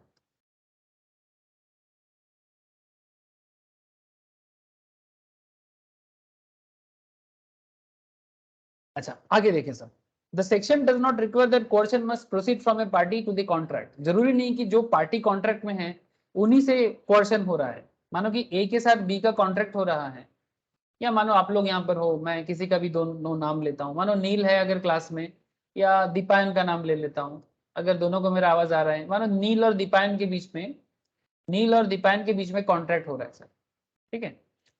अब नील और दीपायन के बीच में कॉन्ट्रैक्ट हो रहा है, तो जरूरी नहीं कि कोर्शन जो हो रहा है नील और दीपायन के बीच से ही हो रहा है, मतलब नील दीपायन को धमका रहा है या दीपायन नील को धमका रहा है, कोई थर्ड पार्टी भी इसमें आके कोई किसी को धमका सकता है, थर्ड पार्टी भी कॉन्ट्रैक्ट में ऐसे पार्टी बन के धमकाने का काम कर सकता है, तो वो भी गलत है सर, ठीक है। The section does not require that coercion must be proceed from a party to the contract, nor is it necessary that subject of the coercion must be the other contracting party. It may be directed against any third person, whatever following are the essential ingredients। ठीक है, इसमें panel code आ सकता है, किसी को जबरदस्ती कोई काम पे करने के लिए बाध्य किया जा सकता है, ठीक है, एग्जाम्पल देखने से क्लियर हो जाएगा। Effects of coercion under section 19 of the Indian Contract Act 1872। देखो कुछ एग्जाम्पल देखो, क्लैरिटी आ जाए। Sir husband obtained a release deed from his wife and son under a threat of committing suicide. The transaction was set aside on the ground of coercion, suicide being forbidden by the Indian Penal Code। आप लोगों को पता है कि कोई चाहे तो suicide नहीं कर सकता? हाँ पता है आप लोगों को कि इंडिया में सुसाइड गुनाह है। जो सुसाइड करने का काम करता है ना, उसको इसका एक बहुत अच्छा एक इंग्लिश वर्ड है यूथेनेसिया, पता है आप लोगों को? The practice of killing somebody without pain or wants to die because he is suffering from a disease that cannot be cured। इसके ऊपर एक मूवी हुआ था, ठीक है। इसके ऊपर एक मूवी बना था ऋतिक रोशन का, देखा आप लोगों ने? ऋतिक का आप लोग बहुत बड़े फैन हो मुझे पता है, बट क्या आप लोगों ने ऋतिक का यूथेनेसी के ऊपर बना हुआ मूवी देखा किसी ने? मुझे मूवी का नाम याद नहीं आ रहा, बट मैंने मूवी का स्टोरी मुझे याद है। एनीवन? थोड़ा डिफरेंट मूवी है सर, कॉमर्शियल टाइप नहीं था। ऐश्वर्या रॉय था उसमें, ऐश था, ऋतिक था, और अभी बहुत फेमस एक्टर बन गया है, उसका नाम क्या है? अरे नाम याद नहीं आ रहा है, बट आजकल मतलब हीरो का रोल करता है, हीरो का रोल करता है, कुछ कपूर समथिंग। आशिकी 2 এর হিরোটা? आशिकी 2 का हीरो? हाँ, क्या नाम है उसका? आशिकी 2 का हीरो का नाम बता, वही है, क्या नाम है उसका? बोलो ना। যেটাতে हाँ हाँ, सही बोला, आशिकी 2 का हीरो, आशिकी 2 का हीरो वही है। हाँ, वही था उस यूथनेसिया के मूवी में, मतलब उसमें वो एक्चुअली सुसाइड करना चाहता था सर। ऋतिक रोशन उसमें सुसाइड करना चाहता था, उसका जो किरदार था, उसका बहुत बड़ा कुछ प्रॉब्लम था, वो सुसाइड करना चाहता था, बट गवर्नमेंट उसको सुसाइड का परमिशन नहीं दे पाता है, बिकॉज इंडिया में सुसाइड क्यों ना है? आपको मूवी देख के ही लगेगा कि भाई ये तो दे देना चाहिए, बट वही लॉ के बारे में बताने गया था कि लॉ में ये वाला थोड़ा सा गड़बड़ हो गया, बट बात गड़बड़ का नहीं है सर। अगर सुसाइड प्रैक्टिस अच्छा नहीं चीज है सर, ठीक है? तो कहने का मतलब है कि इवन कोई हस्बैंड अपने वाइफ को या सन को नहीं धमका सकता, ऐसा करोगे तो मैं सुसाइड कर लूंगा, इट्स नॉट लाइक दैट, ठीक है? मतलब कोई किसी को सुसाइड का धमकी नहीं दे सकता, ये भी क्वेश्चन है, ये भी क्वेश्चन है, और ऐसे केस में आपको जेल में डालेगा और आपको सुसाइड करने नहीं देगा। जिंदगी जीने का आसान तरीका, मतलब जिंदगी को खत्म करने का आसान तरीका है ये सब, ठीक है? जिंदगी को फेस करना चाहिए। जो कोई भी, अगर देखो, ऐसा मैं नहीं बोलूंगा जिसका बहुत खतरनाक प्रॉब्लम है, जैसे कि वो ऋतिक वाला मूवी में, ऋतिक का जो मूवी का मैं बताया ऋतिक रोशन का, उसमें उसका उसका बेडसूल हो गया था, बहुत मूवी का नाम है भयंकर। गुजारिश। गुजारिश, वेरी गुड सर, गुजारिश याद आया, वेरी गुड सर, गुजारिश यूथनेशिया के ऊपर movie। ठीक है, ये सब डिफरेंट मूवीज है, नॉर्मल लोग उतना देखता नहीं है, बट मेरे को ये सब मूवी में थोड़ा ज्यादा इंटरेस्ट है। मतलब जिसको बॉक्स ऑफिस हिट नहीं मिलता, मैं वो ढूंढता हूँ कि बॉक्स ऑफिस हिट नहीं है, वो कौन सा मूवी है मैं देखूंगा। ये मेरा चलता है, मैं जब रिसर्च करता हूँ बॉक्स ऑफिस हिट के बिना मूवी देखने का कुछ सोचता हूँ। तो हाँ, ऐसा नहीं कि मुझे बॉक्स ऑफिस हिट से कोई प्रॉब्लम है, बट बिना बॉक्स ऑफिस हिट वाला मूवी में ज्यादा दम होता है। ये एक फेमस हीरो है सर, आप लोग जानते हो, पंकज त्रिपाठी, कैरेक्टर हीरो है, ठीक है? और एक है आपका संजय मिश्रा, ठीक है? बिहार, मतलब दोनों यूपी बिहारी बैकग्राउंड से है, बट इन लोगों का बॉलीवुड में जो भी मूवी होता है ना, तो बॉक्स ऑफिस सुपर हिट नहीं होता, बट इनके मूवी में स्टोरी होता है, मुझे बड़ा अच्छा लगता है, कहानी होता है, जो भी, वो सब अलग बात। पर देखो सर, कि आप किसी को मतलब इस तरह का धमकी नहीं दे सकते, सुसाइड कर लूंगा, ये कर लूंगा, आपको मरने नहीं देंगे, आपको मरने नहीं देंगे, ठीक है? एजेंट रिफ्यूज टू, देखो एजेंट, मेरे को पूछा था कोई एजेंट के बारे में, agent refuse to give books of accounts to the principal, मतलब जिसके पास वो काम करता है या जिसके साथ उसका एजेंसी लिया हुआ है, वो अपने प्रिंसिपल को अकाउंट्स का किताब नहीं देना चाहता। अकाउंट्स किताब मतलब आपका अकाउंट्स वाला किताब नहीं, हिसाब हिसाब, ठीक है? बुक्स ऑफ अकाउंट्स दिखाना नहीं चाहता कि भाई उसने कितना सेल किया, कितना प्रॉफिट कमाया, वो शो नहीं करना चाहता, सब छिपाया बेसिकली, ठीक है? किससे? अपने ही ओनर से, मतलब प्रिंसिपल से। ओनर नहीं बोलेंगे, ये कमीशन एजेंट का काम था। आप लोग अकाउंटेंसी में किए हो ना, नॉर्मल एजेंट, डेलक्रेडियर एजेंट, जो स्पेशल कमीशन में काम करता है, तो एक एजेंट अपने ही प्रिंसिपल को अकाउंट्स नहीं शो करना चाहता, unless he frees him from all his liabilities. ऐसा वो धमकी दे रहा है कि अगर आप मेरा लायबिलिटी क्लियर नहीं कर देते तो मैं आपको अकाउंट का किताब नहीं दूंगा। The principal had to give the release date, held the contract was under coercion by unlawful detaining of the principal's property। मतलब यहाँ पर एजेंट गलत है, ठीक है? यहाँ पर एजेंट गलत है, आप अकाउंट्स का हिसाब आपको देना पड़ेगा अपने प्रिंसिपल को, इसके बदले में आप कोई भी दाबी नहीं रख सकते, ठीक है? मतलब इस तरह का सिचुएशंस बिजनेस लेवल में होता है सर, ठीक है? मतलब आप किसी भी तरह का डराना धमकाना कि मैं नहीं दूंगा, ठीक है, किसी भी तरह का आप ऐसा नहीं कर सकते, ठीक है? तो ये effects of कोर्सन under section 19 of Indian contract act, ठीक है? कॉन्ट्रैक्ट, अच्छा एक बात है, कॉन्ट्रैक्ट इंड्यूस्ड बाय कोर्सन, अगर कोई धमका के कोई कॉन्ट्रैक्ट करना चाहता है, contract induced by कोर्सन is voidable at the option of the party whose consent was so obtained। Point to be noted sir. मतलब मानो कि मैं तुम्हें मार के बताता हूँ कि तुमको मारने का धमकी देके तुमसे कोई कॉन्ट्रैक्ट करवाता हूँ कि भाई तुमको मेरे पास पढ़ना होगा, नहीं तो तुम्हारा सीक्रेट मैं घर पे बोल दूंगा। ऐसे तो ये अंडर इन्फ्लुएंस है, ठीक है, लेकिन व्हाटएवर, लेकिन ये अंडर इन्फ्लुएंस नहीं है। मैं आपको धमका रहा हूँ कि मार देंगे, गोली मार देंगे, ठीक है, थप्पड़ लगा देंगे, या फिर तुम्हारा सीक्रेट बोल देंगे। तो अगर मैं तुम्हारे साथ ऐसा कर रहा हूं ना, तो इसका मतलब ऐसा है कि तुम्हारे तरफ से ये कॉन्ट्रैक्ट वॉइडेबल है। वॉइडेबल मतलब वैलिड, ये बेसिक में बोला है सर, वैलिड एंड वॉइड के बीच का एक कॉन्सेप्ट। सर वॉइड क्या होता है? जो कॉन्ट्रैक्ट कैंसिल हो जाता है उसको वॉइड कहते हैं, मतलब जो कॉन्ट्रैक्ट हो ही नहीं सकता। और वैलिड क्या है? जो वैलिड है। वैलिड एंड वॉइड के बीच में जो लटकता हुआ कॉन्सेप्ट है ना, उसको वॉइडेबल कहते हैं। वॉइडेबल में एटलीस्ट एक पार्टी एग्रीव्ड होते हैं। एग्रीव्ड मतलब जिसको मारा जा रहा है, धमकाया जा रहा है, ठीक है, डराया जा रहा है, ठीक है, कोअर्शन हो, अंडर इन्फ्लुएंस हो, तो जिसके साथ भी धोखा हो रहा है या जिसके साथ जबरदस्ती करके कॉन्ट्रैक्ट किया जा रहा है, उसके तरफ से ये कॉन्ट्रैक्ट वॉइडेबल है।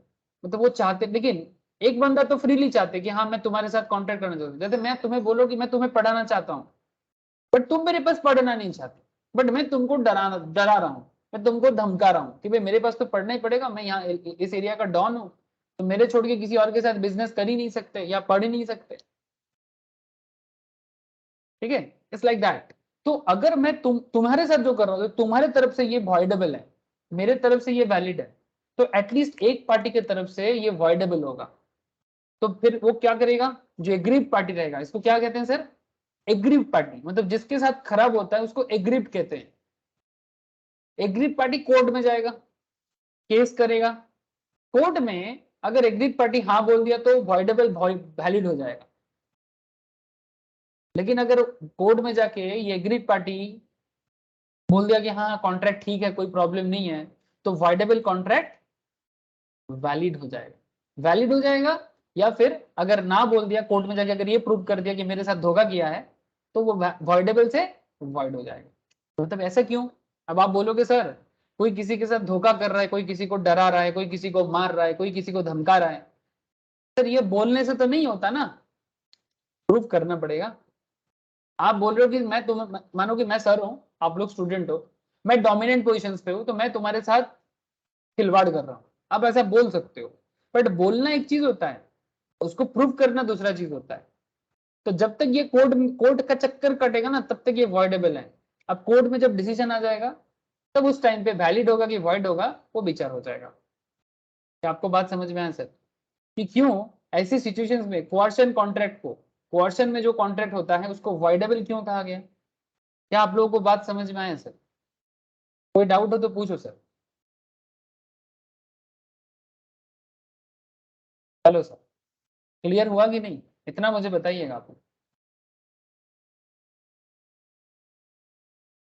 हेलो, अरे बोझा যাচ্ছে?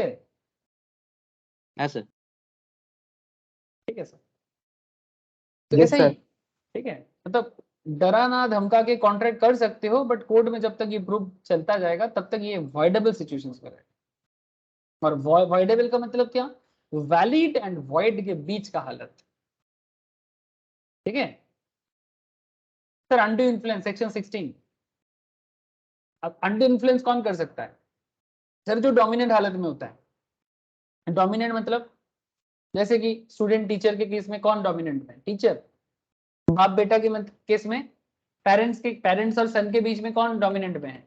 ऐसे तो पेरेंट ही होना चाहिए, बट आजकल बच्चा लोग भी कुछ कम नहीं है, बट नॉर्मली पेरेंट्स। कौन किसको मैनिपुलेट कर सकता है basically? According to section 16 of the Indian Contract Act 1872, a contract is said to be induced by undue influence where the relations subsisting between the parties are such that one of the parties is in a position to dominate the will of the other. अगर मैं किसी की इच्छा को dominate कर रहा हूँ, आप क्या करोगे ये मैं डिसाइड कर रहा हूँ, ठीक है, आपका इच्छा मेरे हाथ में, कैसे कैसे हो सकता है? वही तो सर डोमिनेंट पोजीशंस में जो होता है, position to obtain an unfair advantage over the other. The person is doomed to be the position to dominate the will of another, where he holds a real or apparent authority over the other, where he stands in a fiduciary relationship, मतलब काफी close relationship, where he makes a contract with a person whose mental capacity is temporarily or permanently affected by reason of age. Illness और mental और bodily distress, for example an old illiterate person, कोई बूढ़ा और मूर्ख इंसान, उसके साथ कोई भी धोखा कर सकता है, उसका जमीन जायदाद कोई भी छल करके कपट करके, छल कपट समझते हो ना, हाँ, छल कपट क्या होता है, फ्रॉड करना, छल कपट मतलब फ्रॉड करना है ना, छल कपट करके आप किसी बूढ़ा ओल्ड एज का प्रॉपर्टी अपने नाम कर सकते हो, ऐसा होता है ना हमारे सोसाइटी में, है ना, ऐसा समाज में होता है, जो कुछ भी होता है उसके बारे में और क्या अननोन चीज तो कुछ भी नहीं है, सब नोन चीज है, बस उसको लॉ के लैंग्वेज में लिखा गया है ना। अब इसको थ्योरी का नाम मत देना sir, these are all real life situations, ठीक है, थ्योरी बोल के मगज স্যার करने বলছি का। যে हाँ बोलो बोलो सर बोलो। স্যার বলছি যে এই আনডিউ ইনফ্লুয়েন্সটা কেউ মানে হুম। কোর্টে গিয়ে কিভাবে অ্যাকচুয়ালি প্রুভ করে? हाँ very good question sir, court में कैसे प्रूव किया जाएगा, कोर्ट को, court is like a, court में जो लोग होते हैं ना, जो लोग लॉयर होते हैं या जज होते हैं, इनके कैरेक्टर ना जासूस जैसा होता है, जासूस मतलब जिसको हम लोग बंगाली में बोलते हैं गोयंदा। अगर आप लोग बंगाली फैमिली बैकग्राउंड से हो या बंगाली सोसाइटी के साथ पले बड़े हो तो दो गोयंदा के बारे में जरूर जानना चाहिए, एक है फेलुदा एंड दूसरा इस बोलो शरदिंदु बंदोपाध्याय का, अरे नाम बताओ ना, Feluda and adult case solve करने वाला बड़ा ही फेमस है, Byomkesh Bakshi, very good sir, ठीक है, और भी कैरेक्टर हैं बट मैं ये दोनों कैरेक्टर बड़ा ही फेमस है, even Byomkesh Bakshi is all over India famous, Feluda is famous but Byomkesh Bakshi मतलब बिकॉज थोड़ा एडल्ट कॉन्सेप्ट के साथ ब्योमकेश बख्शी लिखा गया था, तो ब्योमकेश बख्शी में इवन नेशनल टीवी में हम लोग जब छोटे थे उस टाइम पे एक सीरीज भी बना था। मैं आपको ऐसा क्यों बताया, बिकॉज मैं आपको क्या बोला, जो लॉयर होते हैं और जो जज होते हैं इनके अंदर भी ना ये गोयंदा या जासूस जैसा कैरेक्टर होता है, वो निकाल सकता है सर, ये कौन किस पे अंडू इन्फ्लुएंस कर सकता है, इसका पूरा लॉजिक है सर, पूरा लॉजिक है। जो क्वेश्चन मुझे सुभजीत पॉल ने किया ना, इट्स ट्रू कि सर अंडर इन्फ्लुएंस हो रहा है, कैसे प्रूव करेगा सर, कौन किसको अंडर इन्फ्लुएंस कर सकता है ये प्रूव करना it's not a big deal. जैसे आप मुझे एक चीज बताओ, एक सिंपल एग्जांपल, ये जो अब देखो आप बोलोगे पॉलिटिक्स का बात मत करो सर, पॉलिटिक्स का बात नहीं करना चाहता, बस आप लोगों को जो रियल में हो रहा है मैं बस एक नाम लेना चाहता, नाम लेके ही बताऊंगा। रिसेंटली अपना बीरभूम का जो द ग्रेट पर्सनालिटी, उनका जो बेटी है उनके नाम पे 5 करोड़ का एक राइस मिल है, point to be noted sir, ठीक है, बीरभूम का फेमस पॉलिटिशियंस, फेमस बोले कि क्या बोले आई डोंट नो सर, उनकी बेटी के नाम पे 5 करोड़ का पॉलिटिशियन, और जो बेटी है वो प्राइमरी स्कूल में टीचर है। देयर इज ए क्वेश्चन कि ये बीरभूम के पॉलिटिकल नेता का बेटी के पास जो प्राइमरी टीचर है उनके पास 5 करोड़ का राइस मिल कैसे आया। जब उनको पूछा जा रहा है ईडी के तरफ से तब वो जवाब दे रहा है कि ये मुझे नहीं पता, आस्क माई अकाउंटेंट, कुछ समथिंग तिवारी या कुछ एग्जैक्टली मैं नाम भूल गया सर, कि आस्क माई अकाउंटेंट। अच्छा इस पे कौन किसको मतलब इन्फ्लुएंस कर सकता है, अकाउंटेंट इन्फ्लुएंस किया कि बेटी ने इन्फ्लुएंस किया, आप ही मुझे बताओ सर, बेटी एडल्ट है, पॉलिटिशियन का बेटी एडल्ट है, तो कौन किस पे इन्फ्लुएंस कर सकता है, पापा का नाम लेके इन्फ्लुएंस कौन कर सकता है, just tell me who is in a dominant positions, accountant और बेटी,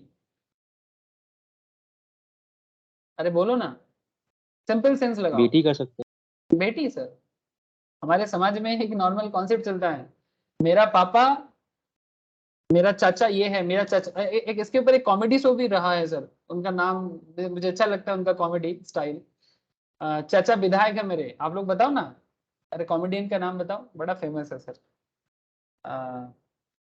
कुछ खान नहीं, खान नहीं, क्या बताओ ना, चाचा विधायक है मेरे, बड़ा ही फेमस है नाम याद नहीं आ रहा आजकल, मेरा मेमोरी बहुत खराब हो गई, बस मुझे टॉपिक याद रहता है, मेमोरी में मैं नाम भूल जाता हूँ, जो भी हो आप समझे सर, कि चचा विधायक है मेरा मतलब ये मेरा चचा ये है, मेरा पापा वो है, मेरा बाबा वो है, मेरा काका वो है, ये हमारे समाज का ना एक कॉन्सेप्ट बन गया, और उससे इन्फ्लुएंस करना बड़ा नॉर्मल बात है कि कौन किस सिचुएशंस में इन्फ्लुएंस कर सकता है, ये प्रूव करना कोर्ट में बड़ा सिंपल मैटर। अब कुछ एग्जांपल देखो आपको समझ में और आ जाएगा। A having advance money to his son during his minority. Upon B's coming age obtains by misuse of parental influence a bond from B for greater amount that is sum due in respect of the advance. A employs undue influence. A having advance money to his son. A अपने बच्चे को advance money दिया. B, ठीक है, सन क्या है? B. During his minority. Upon B's coming of age obtains, अब धीरे धीरे वो बड़ा हो जा रहा है, मतलब ऑलमोस्ट अपकमिंग हो गया.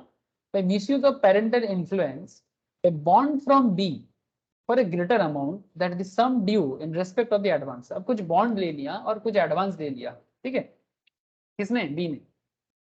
नाउ ए एम्प्लॉयज अनड्यू इन्फ्लुएंस. अब बेसिकली ए यहाँ पर क्या कर रहा है? ए कौन है बोलो तो? पापा है. बी कौन है? उसका बच्चा है, ठीक है. अब यहाँ पर बेसिकली क्योंकि जो फादर फिगर है ना, वो अपने बच्चों के नाम पे इस तरह का अनड्यू इन्फ्लुएंस क्रिएट कर सकता है, बिकॉज वो ये मिसबिहेव है ऑब्वियसली, ठीक है, ये मिसबिहेव है, बट अनडू इन्फ्लुएंस कर सकता है. बच्चा कैसे कर लेगा? A man enfeebled by disease or age is influenced induced by B's influence over him as his medical attendant to agree to pay B an unreasonable sum for his professional service. B employs undue influence. मतलब यहाँ पर जो professional, मतलब basically जो disease person है उसके ऊपर high amount charge कर रहा है, ठीक है, बिकॉज वो उसको देखता है. Be an unreasonable sum of his professional service, मतलब कुछ उल्टा सीधा चार्ज कर रहा है जस्ट बिकॉज उसने उसके डिजीज हालत से उसको ठीक किया बोल के.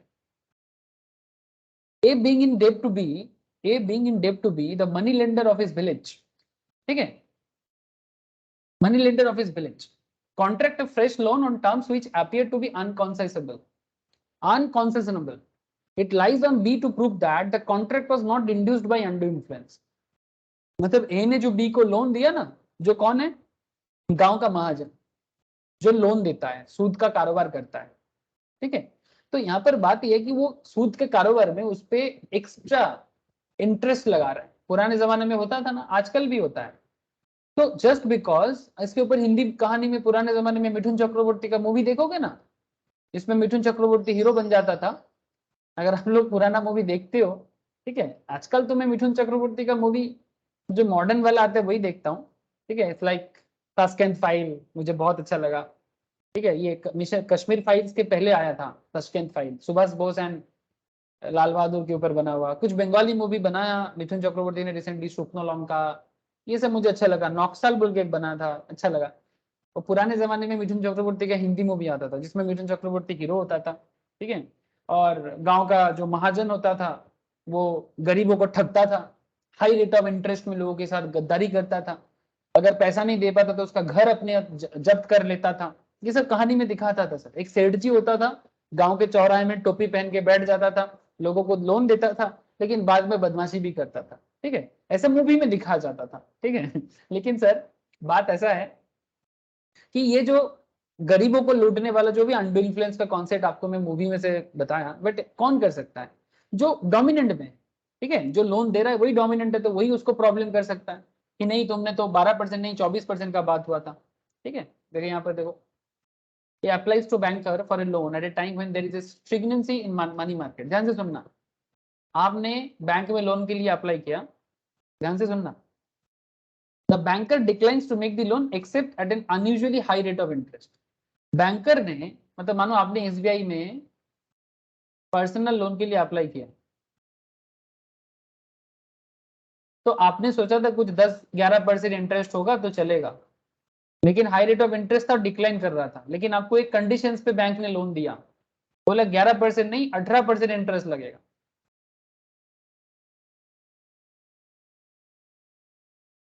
और ये किस सिचुएशंस में हुआ? स्ट्रिगनेंसी इन मनी मार्केट. मतलब ये एक्चुअली इकोनॉमी में ऐसा प्रॉब्लम चल रहा था कि बैंक के लिए नॉर्मल रेट में लोन देना पॉसिबल नहीं हो रहा था. तो यहाँ पर क्वेश्चन इज दैट, क्या बैंकर ने अपने पोजीशंस का मिसयूज किया 10% की जगह 18% इंटरेस्ट चार्ज करके? बिकॉज इकोनॉमी हमारे साथ नहीं है. जैसे करंट सिचुएशंस में आपको पता है क्या हुआ? ये लेटेस्ट बात कर रहा हूं मैं आपसे. चलो मैं आपको एक सिंपल एग्जांपल देता हूँ, होम लोन। सबको बहुत पता चलता है होम लोन के बारे में। एक recent example, current home loan अगर आप चेक करोगे इन मैक्सिमम बैंक, आपको मोटा मोटी 8 8.5 के अंदर नजर आएगा। ठीक है, नॉर्मल लोन में कितना बता रहे हैं सर? मैं 8 8.5 के अंदर, समझ रहे सर? ये होम लोन इंटरेस्ट है, एनुअल इंटरेस्ट। लेकिन अगर आप यही इंटरेस्ट 4 मंथ्स बैक देखते हैं तो ये 6.75 हुआ करता था। तो ये 4 मंथ्स में ऐसा क्या हो गया कि 6.75 से 8.10 में आ गया? बिकॉज सर इकोनॉमी में बहुत बड़ा प्रॉब्लम हुआ, कोरोना का इफेक्ट है, इकोनॉमी स्लो पड़ गया, महंगाई बढ़ गया सर, इन्फ्लेशन। और not just in India, even global market में रशिया यूक्रेन का वार, पोस्ट कोविड इफेक्ट, सब मिला जुला के, क्योंकि गवर्नमेंट का बहुत खर्चा हुआ है सर। पता है आप लोगों को कि इस कोरोना में सिर्फ बैठे बैठे गवर्नमेंट का कितना खर्चा हुआ है?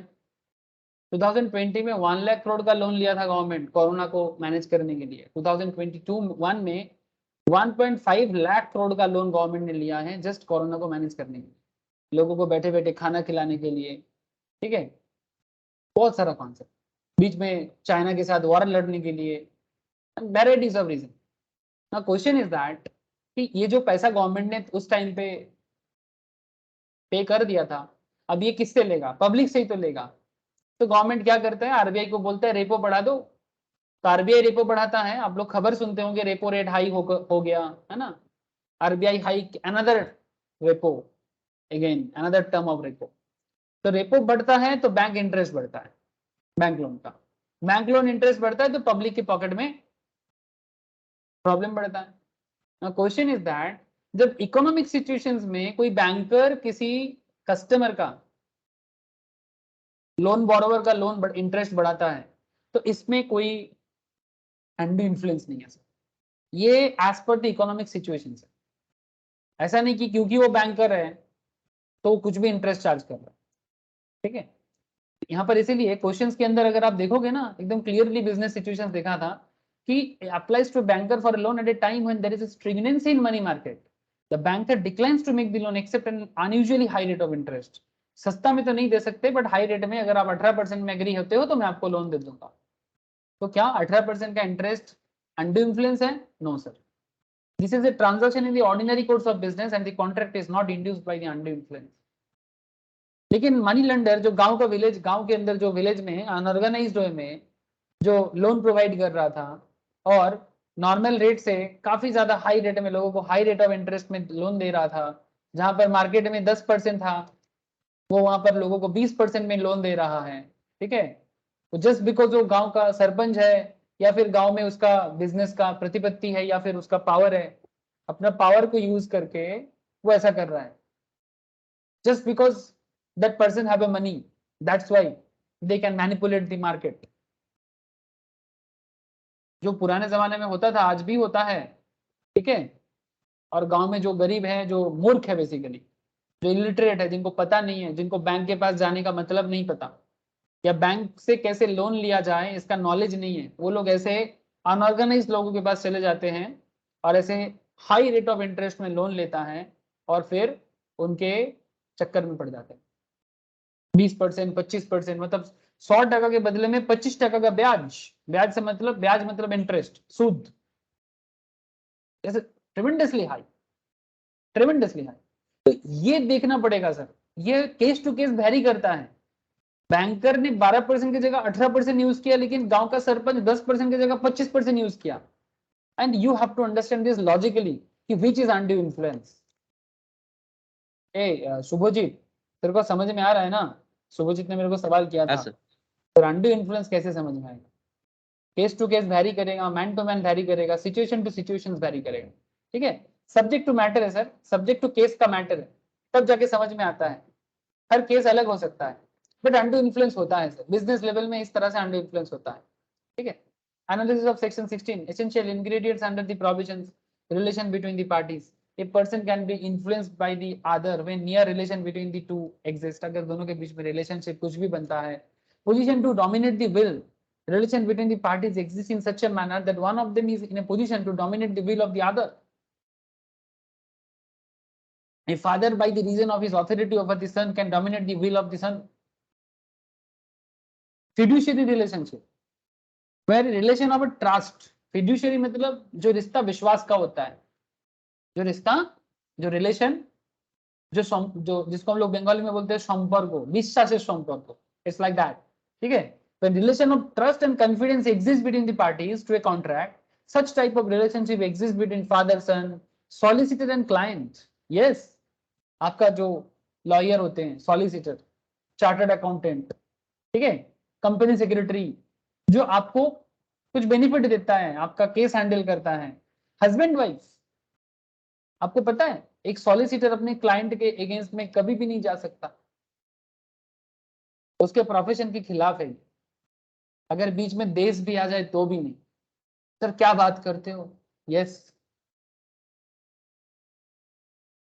आपको पता है आजमल कसाब, जिसने बॉम्बे को, बॉम्बे मतलब मुंबई, आपका मुंबई को चूर चूर कर दिया था, दिन दहाड़े ताज होटल में घुस के, मुंबई VT मतलब विक्टोरिया टर्मिनस में घुस के, छत्रपति शिवाजी में घुस के, बॉम्बे में अलग अलग ओपेरा हाउस, डिफरेंट एरिया में कितना सारा लोगों को दिन दहाड़े गोली चलाया.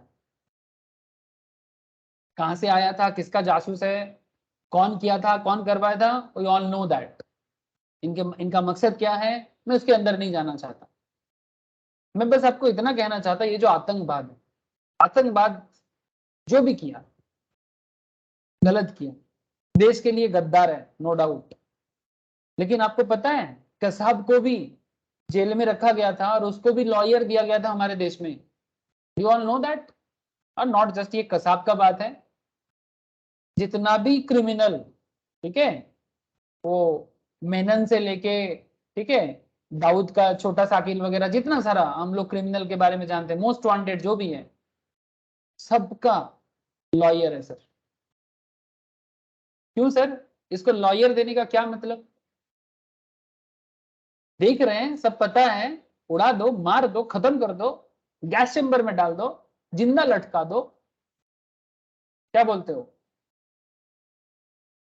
ऐसा ही करना चाहिए था ना. तो फिर इनको लॉयर देके, इनको डिफेंस देने का क्या जरूरत है? इनके पीछे लाखों खर्चा करने का, करोड़ों खर्चा करने का क्या जरूरत है? हाँ, अब कोई बोलेगा सर लाखों करोड़ों खर्चा इसलिए किया जाता है क्योंकि हमें इंफॉर्मेशन पता चलेगा. वो रॉ का बात अलग है, ठीक है, या फिर इंटेलिजेंस का मैटर को मैं छोड़ देता हूँ. यहाँ पर मैं यहाँ पर लीगल सिस्टम का बात कर रहा हूँ. जो मुजरिम है उसे पता है लॉ को कि कौन मुजरिम है, कौन गलत है, कौन आतंकवादी है, कौन दोषी है, पर दोषी को भी अपना लॉयर रखने का मौका मिलता है. ये इंडिया है सर, ये भारत है. यहाँ पर ये सिस्टम तो होना चाहिए. अब इसका क्रिटिसाइज करता है लोग, दुनिया करता है, बट भारत का सिस्टम बड़ा स्लो है. बिकॉज भारत ना बड़ा न्यायपरायण देश है. न्यायपरायण समझते हो? मतलब भारत ना किसी को बिना जान के, बिना समझ के ना ऐसे मार देना, उड़ा देना, खत्म कर देना, ये सिस्टम पे बिलीव नहीं करता. ये हमारे रग में नहीं है.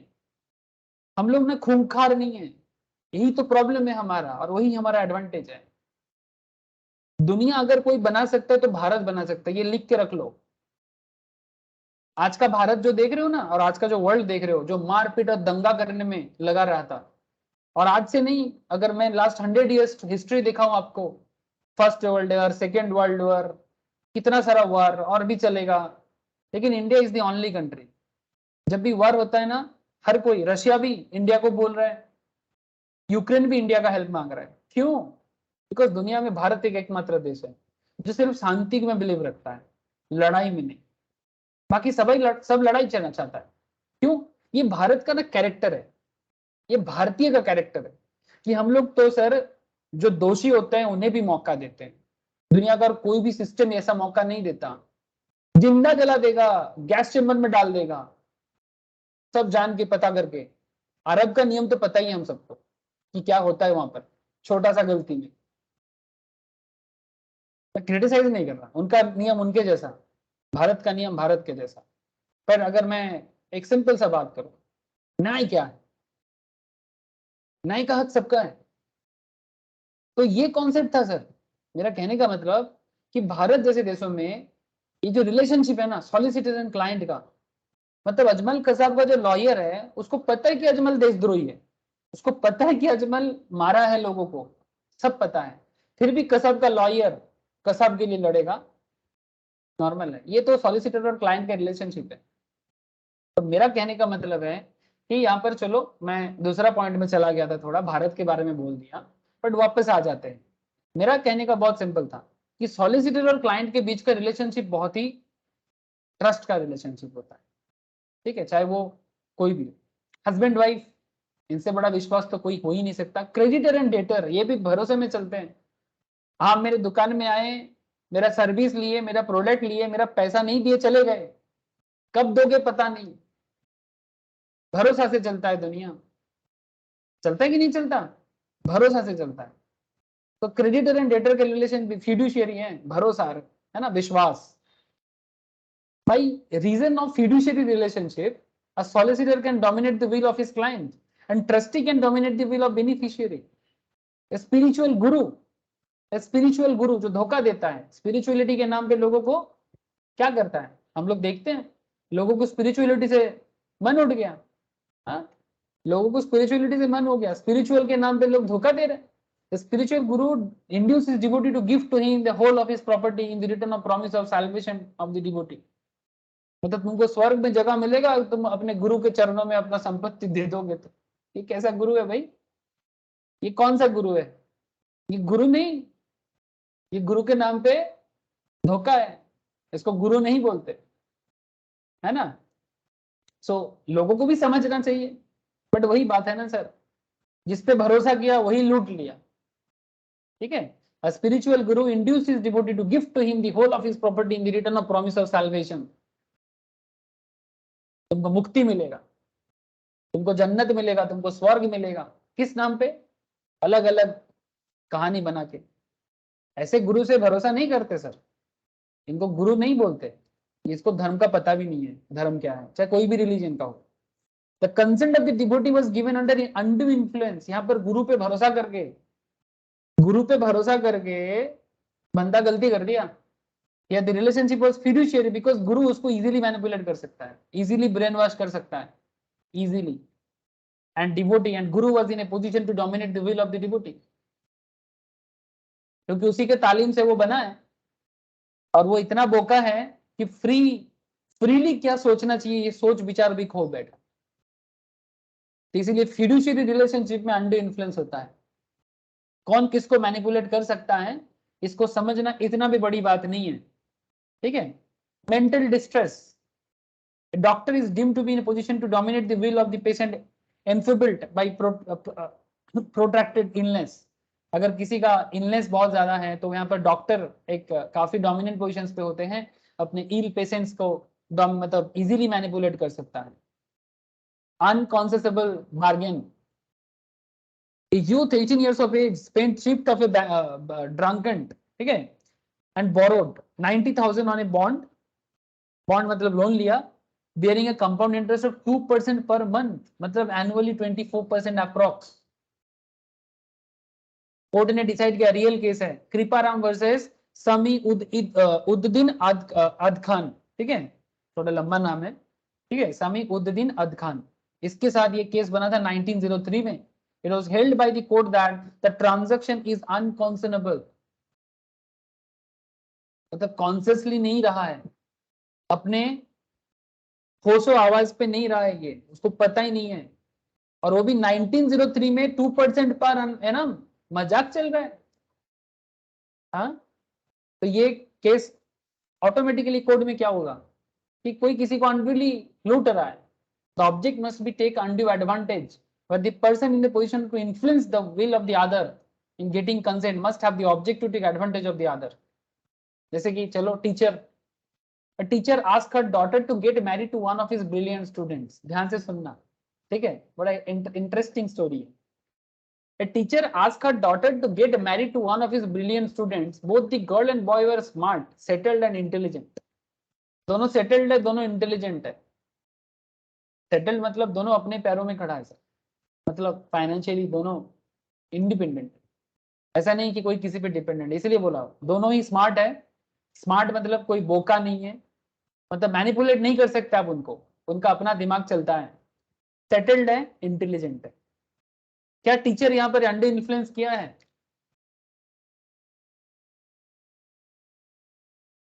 हाँ सर, क्या टीचर अपने डॉटर को अपने ही ब्रिलियंट स्टूडेंट के साथ शादी करने के लिए जो भी किया, क्या ये अंडर इन्फ्लुएंस है? Point to be noted, both the girl and the boy were smart, settled, intelligent. और यहाँ पर टीचर का दोनों पे इन्फ्लुएंस है, क्योंकि अपने डॉटर पे भी उसका इन्फ्लुएंस है और अपने स्टूडेंट पे भी उसका इन्फ्लुएंस है।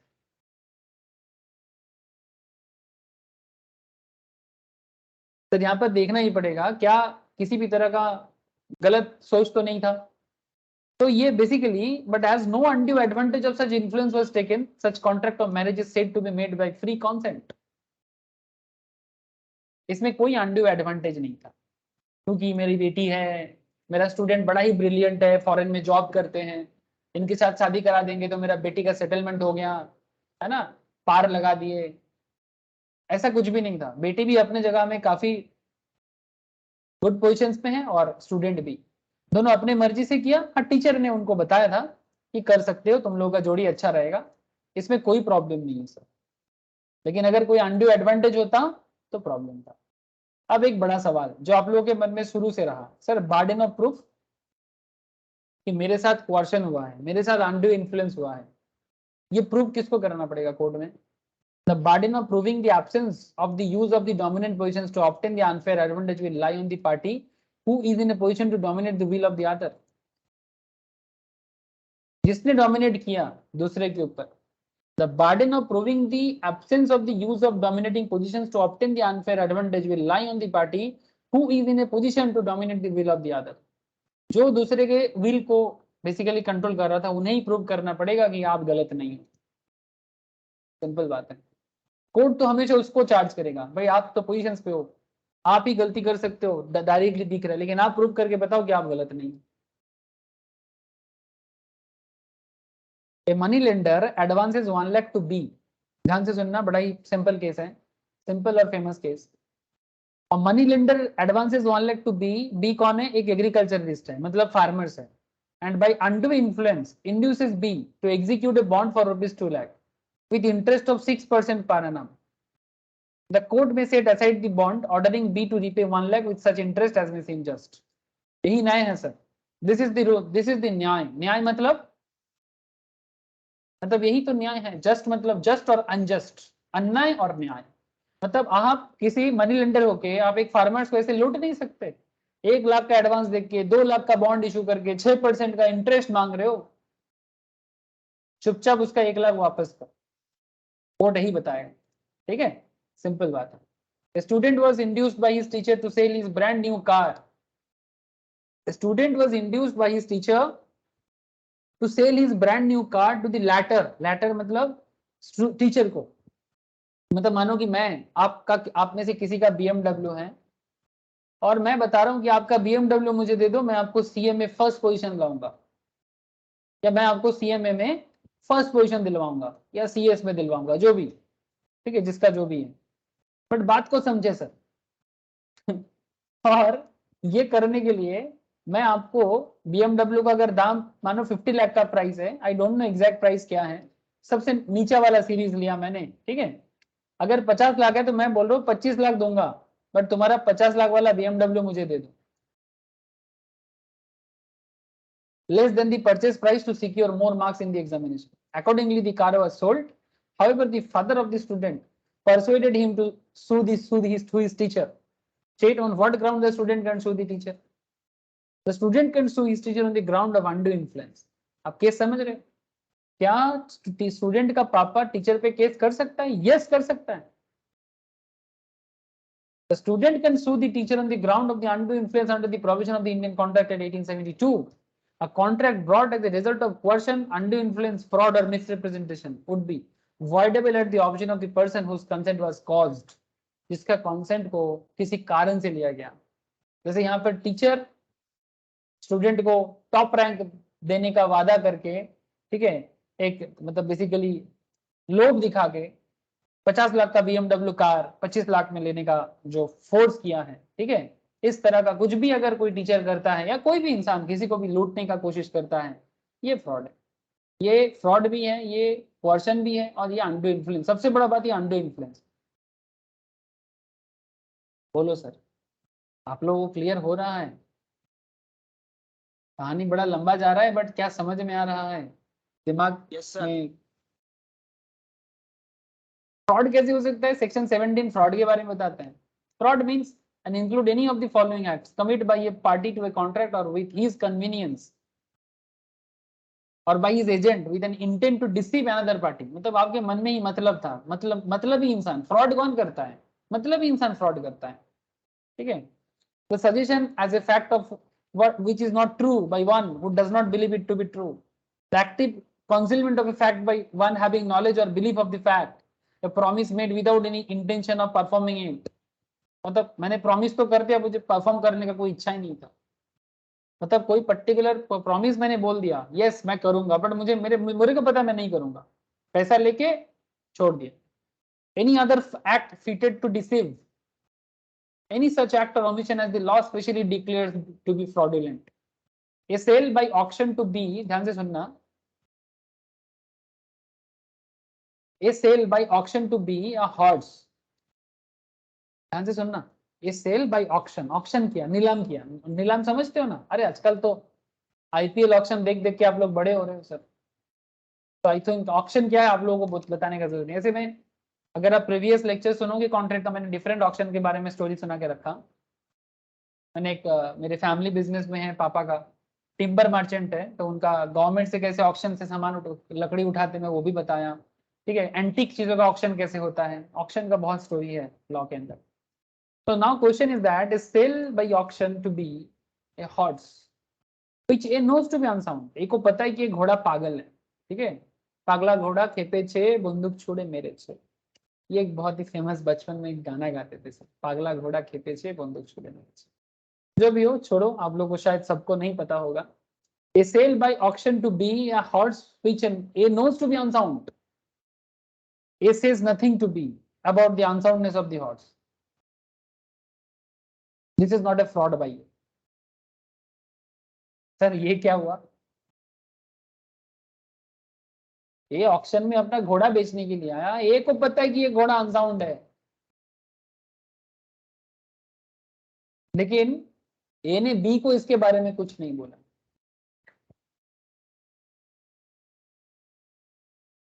लेकिन ये ए ने बी के साथ फ्रॉड नहीं किया।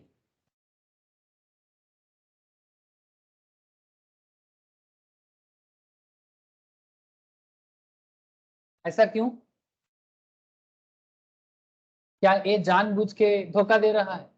नहीं सर, यहाँ पर ए जानबूझ के बी को धोखा नहीं दे रहा है। This is not a fraud.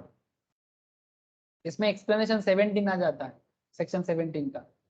Mere silence as to facts likely to affect the willingness of a person to enter into a contract is not fraud, unless the circumstances of the case are such that regard being had to them, it is the duty of the person keeping silence to speak, or unless his silence is in itself equivalent to speech। Actually यहाँ पर क्या है कि कभी कभी कुछ cases में चुप रहना में कोई गड़बड़ी नहीं है सर।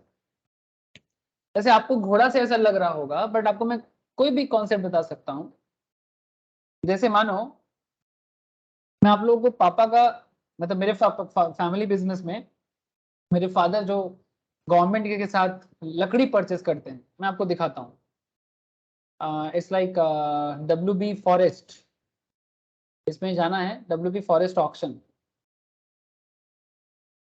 इस एग्जाम्पल के लिए बताता हूँ, ये ऑक्शन में ना गवर्नमेंट का ऐसे लकड़ी वुड रखा रहता है सर, जहां जहां फॉरेस्ट गवर्नमेंट मेंटेन करता है, वहां से जो पेड़ गिर जाता है या फिर जिसको गवर्नमेंट फार्मिंग करता है, ठीक है, स्पेशली यूकैलिप्टस। आप लोगों को पता है कि नहीं, आई डोंट नो, यूकैलिप्टस का फार्मिंग होता है। फिर आपका आकाशबनी बोल के एक होता है सर, उसका फार्मिंग होता है। यूसी बोल के एक होता है, उसका होता है। आकाशिया बोल के होता है, जिसको आकाशमनी बोलते हैं एक्चुअली, आकाशिया। साल पेड़ का होता है, सेगुन का होता है, टिकवुड, ठीक है। तो ऐसे डिफरेंट पेड़ का ना ऑप्शंस होता है। ये देखो कहाँ होता है, जहाँ फॉरेस्ट डिविजन होता है। जैसे यहाँ पर आप देख सकते हो कि पुरुलिया में कुछ फॉरेस्ट है, ठीक है, पुरुलिया फॉरेस्ट में है, अलग अलग झाड़ग्राम में है, मिदनापुर में है, ये देखो मेदिनीपुर में, यहाँ पर लॉट वाइज मिलता है। Now my question is that, क्या गवर्नमेंट मेरे पापा को बताएगा कि ये वाला लकड़ी खराब है, आप ये वाला ऑक्शंस में मत लेना? हाँ सर, ये मैंने कुछ डाउनलोड किया, ध्यान से सुनना। यहाँ पर ना अलग अलग लकड़ी का लिस्ट है। जैसे देखो आराबाड़ी बोल के एक पुरुलिया में एक जगह है जो बेसिकली डिपो है, वहां पर कुछ टिम्बर है। क्या टिम्बर है? ये देखो, विथ बार्क, AKS, शिशु एंड सीरीज। अब जिसको लकड़ी का नॉलेज है उनको समझ में आएगा कि आकाश, AKS मतलब आकाशमणि, शिशु एंड सीरीज ये पेड़ होता है, ठीक है, जो जिसका कमर्शियल यूज है, जिससे फर्नीचर बनता है हमारे आपके घर में, ठीक है। लेकिन यहाँ पर मिक्स्ड में है सर, उसका लेंथ, उसका ग्रिथ, उसका वॉल्यूम सब दे के रखा। Now my question is that, क्या गवर्नमेंट ऑफ वेस्ट बंगाल मेरे पापा को बता देगा कि मिस्टर भादुड़ी, मतलब मेरे पापा के नाम पे, कि मिस्टर भादुड़ी ये वाला प्रोडक्ट खराब है, आप देख के लीजिएगा? हेलो सर, या IPL ऑक्शंस में कि कोई प्लेयर के बारे में, अब चलो आपको अगर लकड़ी समझ में नहीं आया, IPL ऑक्शन तो समझ में आया कि IPL ऑक्शंस में जब कोई प्लेयर को ऑक्शन में उठाया जाता है तो कौन सा प्लेयर चोटिल है? हाँ सर, कौन सा प्लेयर चोटिल है और कौन सा प्लेयर का क्या स्किल्स है, क्या ये ऑक्शनर लोगों को बता देगा, या फिर जो बाई करता है वो अपने साउंड दिमाग से बाई करता है? Hello, please tell me. जैसे सचिन का बेटा मुंबई इंडियंस के लिए उसको लगातार बाई किया जाता है। अब कोई बोलता है नेपोटिज्म है, सचिन का बेटा है इसलिए ले लेता है, ठीक है, 2 लाख के बेस्ट प्राइस में सचिन के बेटा को ले लेता है, अब वो अलग बात। But my question is that कि किसको ऑप्शन में कौन किसको लेगा, क्यों लेगा, ठीक है, क्या इसके बारे में बताना जरूरी है ऑक्शनियर को या जो बेच रहा है उनको? हेलो सर, क्या आप लोगों को मेरा बात समझ में आ रहा है? तो अगर इक्वली यहाँ पर हॉर्स अनसाउंड है, अगर ए ने यहाँ पर बी को कुछ नहीं बोला हॉर्स के बारे में, तो इसमें क्या गलत है? जो घोड़ा खरीदना है वो देख लेगा ना, बिकॉज ऑक्शन नहीं है, डायरेक्ट सेलिंग नहीं है, ऑक्शन सेलिंग है। अगर डायरेक्ट सेलिंग होता तो भी बताना जरूरी था कि नहीं था, वो डिपेंड करता है सिचुएशन वाइज। घोड़ा खरीदने जा रहे हो भाई, घोड़ा खरीदना आना चाहिए, नहीं तो घोड़ा खरीदने मत जाया करो। कार खरीदने जाते हैं तो कार खरीदना आना चाहिए, नहीं तो कार खरीदने मत जाओ। He is a daughter and has just come of age. Here the relation between the parties would make it A's duty to tell B if the horse is unsound. ठीक है, जिसका 18 years हो चुका है, here the relation between the parties would make it A's duty to tell B if the horse is unsound. B says to A, if you do not deny it, I shall assume that the horse is sound. ये पहले से ये लोग बीच में बता दिया कि अगर आप तुम कुछ नहीं कहते हो तो मैं मान लूंगा कि हॉर्स मतलब हॉर्स जो है वो ठीक है, पागल नहीं है। ए ने कुछ नहीं कहा, यहाँ पर ए का साइलेंस जो है इक्विवेलेंट टू स्पीच हो गया। तो ऐसा कुछ भी कंडीशंस में हो सकता है, उसमें कोई प्रॉब्लम नहीं। This is not a fraud case, ठीक है। फ्रॉड केस बहुत सारा हो सकता है। A being traders enter into a contract, A has private information of A change in price which would affect B's willingness to proceed with the contract. A is not bound to inform B. मतलब कुछ private information है कि दाम बदलने वाला है, but इसके बारे में ए ने बी को कुछ नहीं बोला, इसमें कोई गड़बड़ नहीं है। दिस इज नॉट फ्रॉड, ठीक है। फ्रॉड मतलब आप लोग समझ सकते हो कि फ्रॉड क्या होता है, ठीक है। फ्रॉड इज लाइक जब किसी के साथ सच में धोखा होता है कि आपको मैं एक बोल के दूसरा प्रोडक्ट थमा दिया, ये सब फ्रॉड का केसेस होता है, ठीक है। मिस रिप्रेजेंटेशन मैं नेक्स्ट क्लास में बताता हूँ। गोल्ड के नाम पे आपको सिटी गोल्ड पकड़ा दिया, ठीक है, सेक्शन 18 आपको मिस रिप्रेजेंटेशन के बारे में बताता है, ठीक है सर। आज कुछ ज्यादा ही मैंने आपको बता दिया, नेक्स्ट क्लास में मैं आपको फ्रॉड, मिस रिप्रेजेंटेशन, ऐसे और भी पॉइंट्स बताऊंगा, ठीक है। नोट्स में शेयर कर देता हूँ, आप लोग घर पे जरूर सारा नोट्स को एक बार गो थ्रू कीजिएगा। कोअर्शन क्या है, अनड्यू इन्फ्लुएंस क्या है, उसका डिफरेंसेस क्या है, जितना मैंने आज पढ़ाया। और जिन लोगों का लास्ट क्लासेस वगैरह मिस है, थोड़ा लास्ट क्लासेस एक बार पहले कर ले, उसके बाद ही एक बार आगे बढ़े, ठीक है।